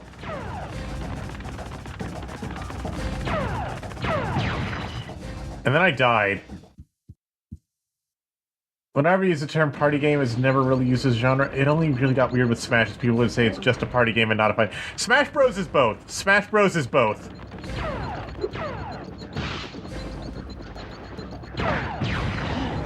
Smash Bros is easily both a party game and a fighting. A game does not have to be just one genre. A game does not have to be just one genre.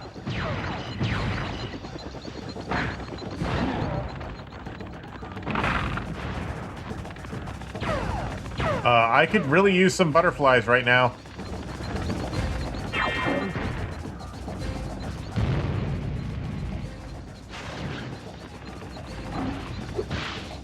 I died. Borderlands. Borderlands is a first-person shooter and it's a friend swap game. Borderlands is also an RPG, and Borderlands is friend swap and RPG and first-person shooter and also stupid parody nonsense.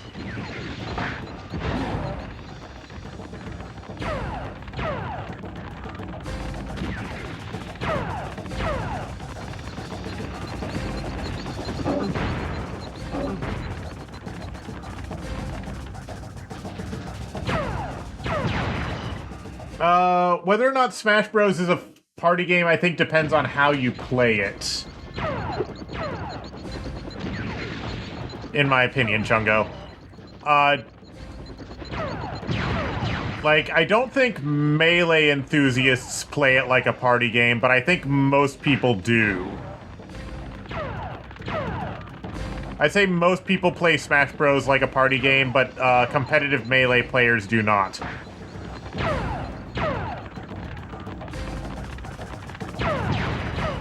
And Brawl is both a beat-em-up and a platformer.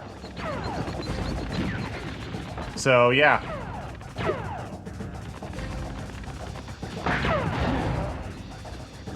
I wouldn't say every action is purely for the purposes of fighting, because also some of them are for mobility purposes.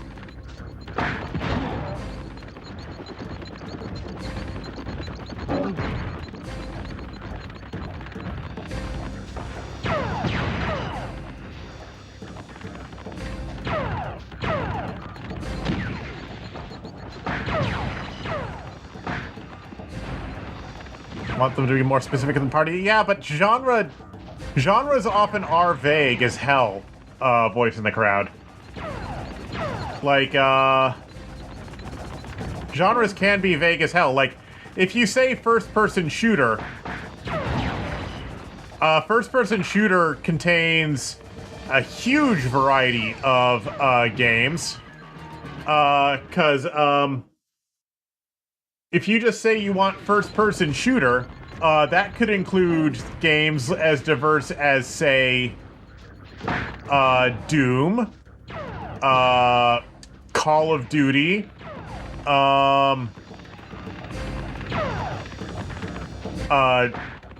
Left 4 Dead,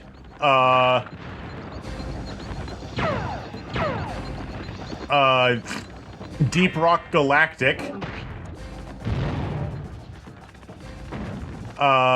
fucking... You could argue for parts of Sonic Adventure 2.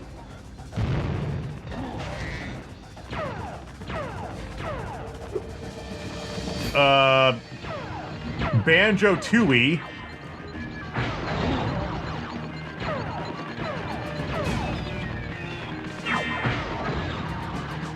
Dead.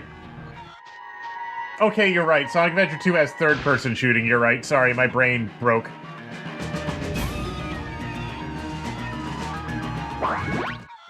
Anyway, my point is that genre words are not specific enough. My point is that genre words are not specific enough.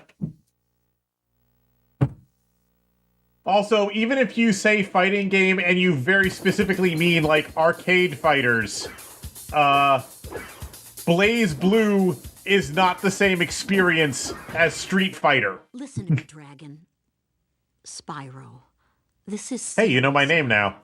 The sorceress is planning a trap for you, and if she catches you... Believe me, you don't want to know what she's gonna do. Look, I promise to take good care of the rest of the eggs. I mean it. Just take Hunter and go back home before...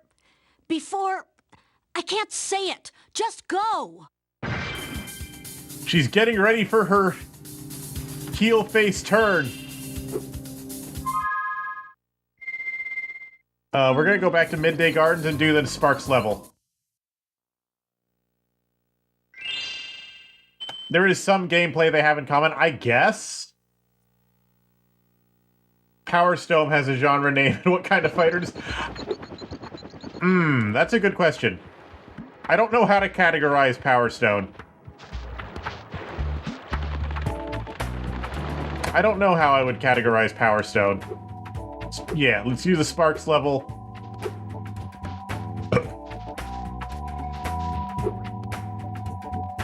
Yeah, I don't think... Yeah, party games aren't necessarily...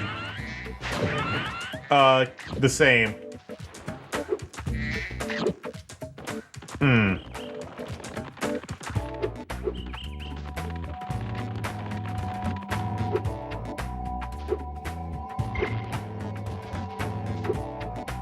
Where is that Sparks level?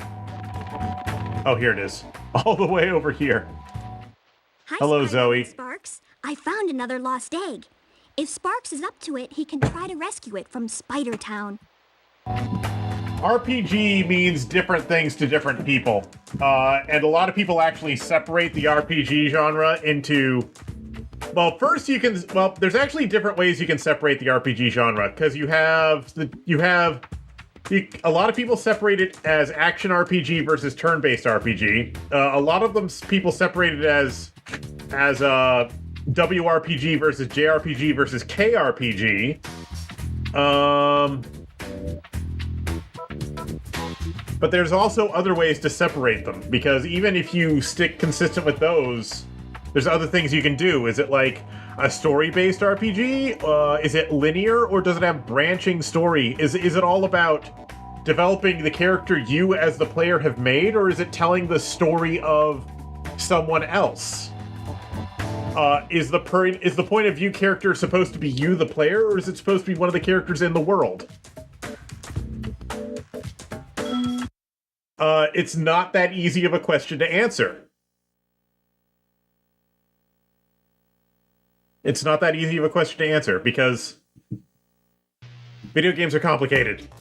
Well, because the genre has different roots, and actually JRPG and WRPGs come from different things too. Shit. I forgot how to play this minigame.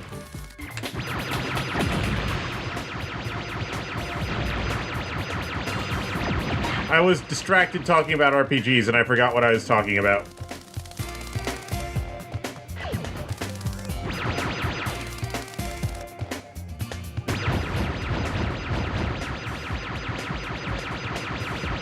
Now I remember.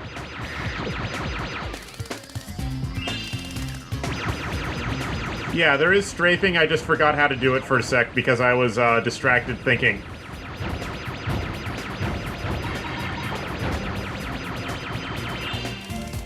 What's the old phrase? Streamer brain or something? Where if you're trying to talk and game at the same time, you get worse at both of them? That's what's happening to me right now.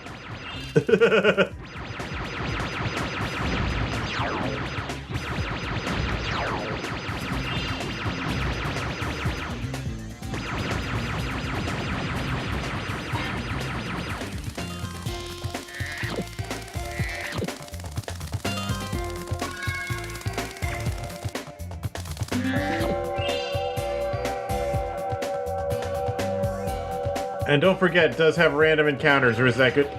What? I don't think I understand your joke at the moment. My brain is too broken. Oh shit.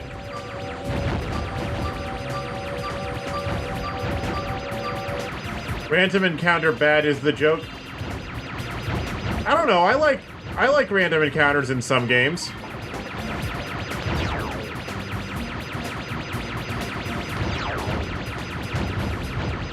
It really depends on the game, though. Like, in some games, random encounters are, like, fun, and in others, they're not.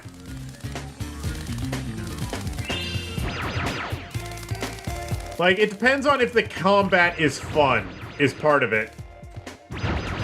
Because in a lot of RPGs, one big problem is that one big problem with a lot of RPGs is that the combat just sucks.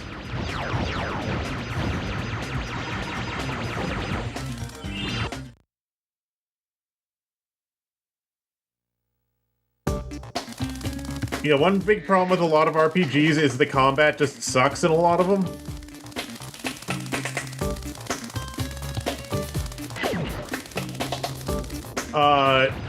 And it's like the gameplay.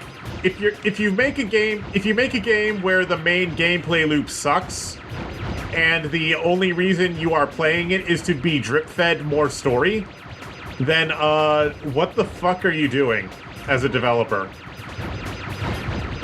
Unfortunately, that is very common in RPGs, where the gameplay itself sucks, and people only play it to be drip-fed more story. That's very common in a lot of games. That's a very common problem with a lot of RPGs.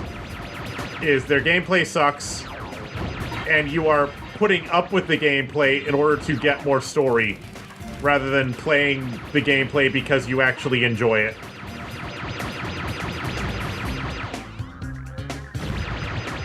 This is a very common problem with RPGs. But if the actual combat system is enjoyable in its own right, then this is not as big of a problem, in my opinion.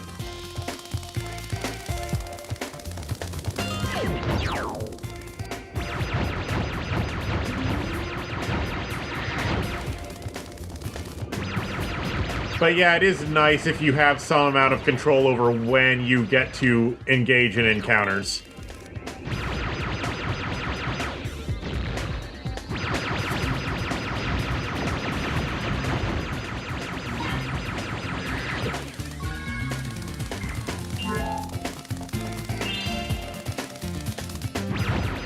Being able to see threats coming is nice. The big reason why that wasn't a thing a lot in early RPGs was, well, for one thing, they copied it from D&D, where encounters were just rolled on a table. and other tabletop games where encounters were rolled on a table and you couldn't necessarily see them coming. But another part of it was just that, well, computers did not necessarily have the resources to render all of these random encounters in the environment, or to do logic for them, or whatever. I don't know what I'm saying.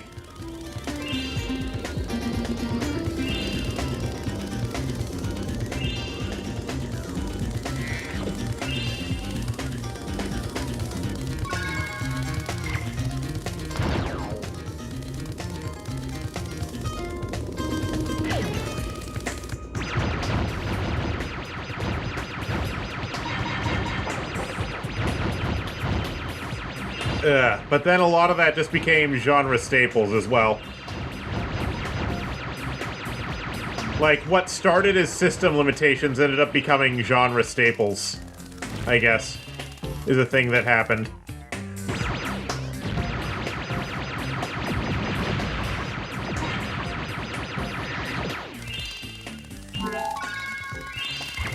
Ugh. Have a key.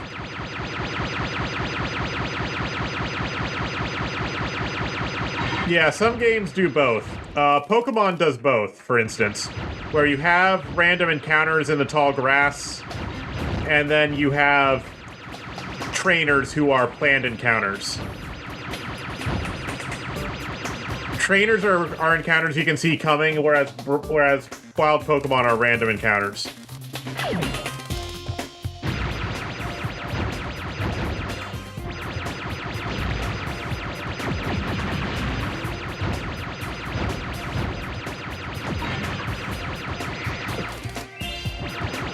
Or at least old Pokemon games, not new games, not the new ones so much.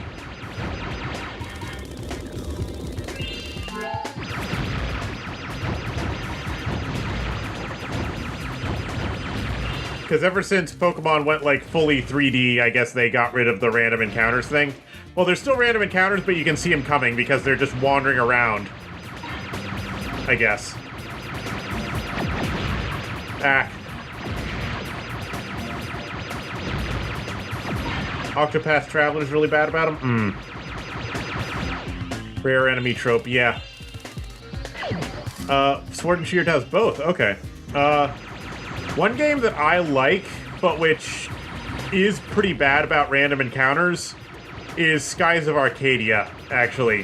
The Dreamcast version is well, Skies of Arcadia actually has an interesting quirk, because there's two versions of Skies of Arcadia, the Dreamcast version and the GameCube version. Random encounters are way more common on Dreamcast than on GameCube, but one thing that they do is that on the Dreamcast version, you can hear the random encounters coming. Now, that said, this was not an intended mechanic. Being able to hear the random encounters coming is not an intended mechanic on Dreamcast, but you can tell they're coming because the console's optical drive will spin up and you can hear it getting louder. And when you hear that, you can actually pause the game to cancel the encounter. Not an intended mechanic, but it is a thing you can do. Where the fuck is that thing? There it is. Not an intended mechanic, but it is a thing. Is that you can tell when the mechanics are coming, you can tell when the random encounters are coming because the console suddenly gets louder. So if you pause the game when the console gets louder, it cancels the random encounter.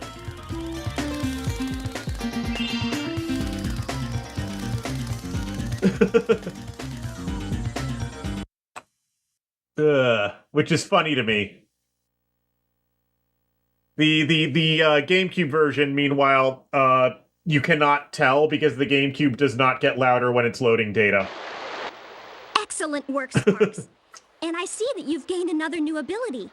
Now, if you hold down the L1, L2, R1, and R2 buttons at the same time, Sparks will point to any treasure still hanging around.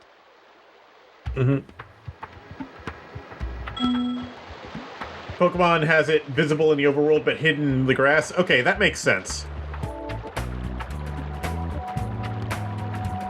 Sparks does the point.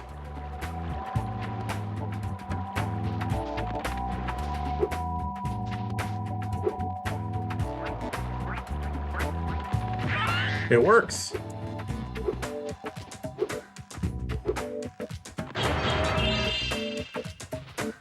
Haha. We now have the ability to find gems. Excellent. Now that said, I am very fucking tired. I have been tired all stream. I am very fucking tired right now, so I think I'm going to cut the stream here. And, I think I'm gonna cut the stream here.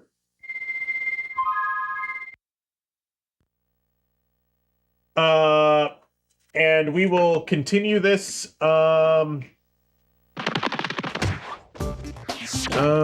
Wednesday. We'll continue this Wednesday because, yeah, we'll continue this Wednesday because that's my next day off of work. So, yeah, thank you everybody for coming. This was a fun stream. I am very tired and very grumpy right now, but this was a fun stream. Thank you all for coming. Yeah, let's see who we can raid tonight.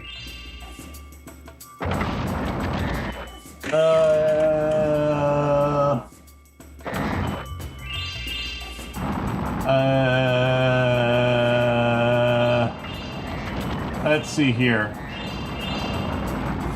Ooh.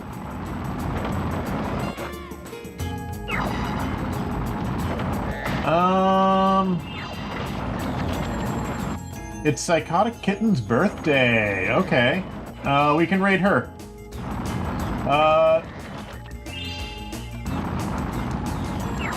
Have a good night, everybody.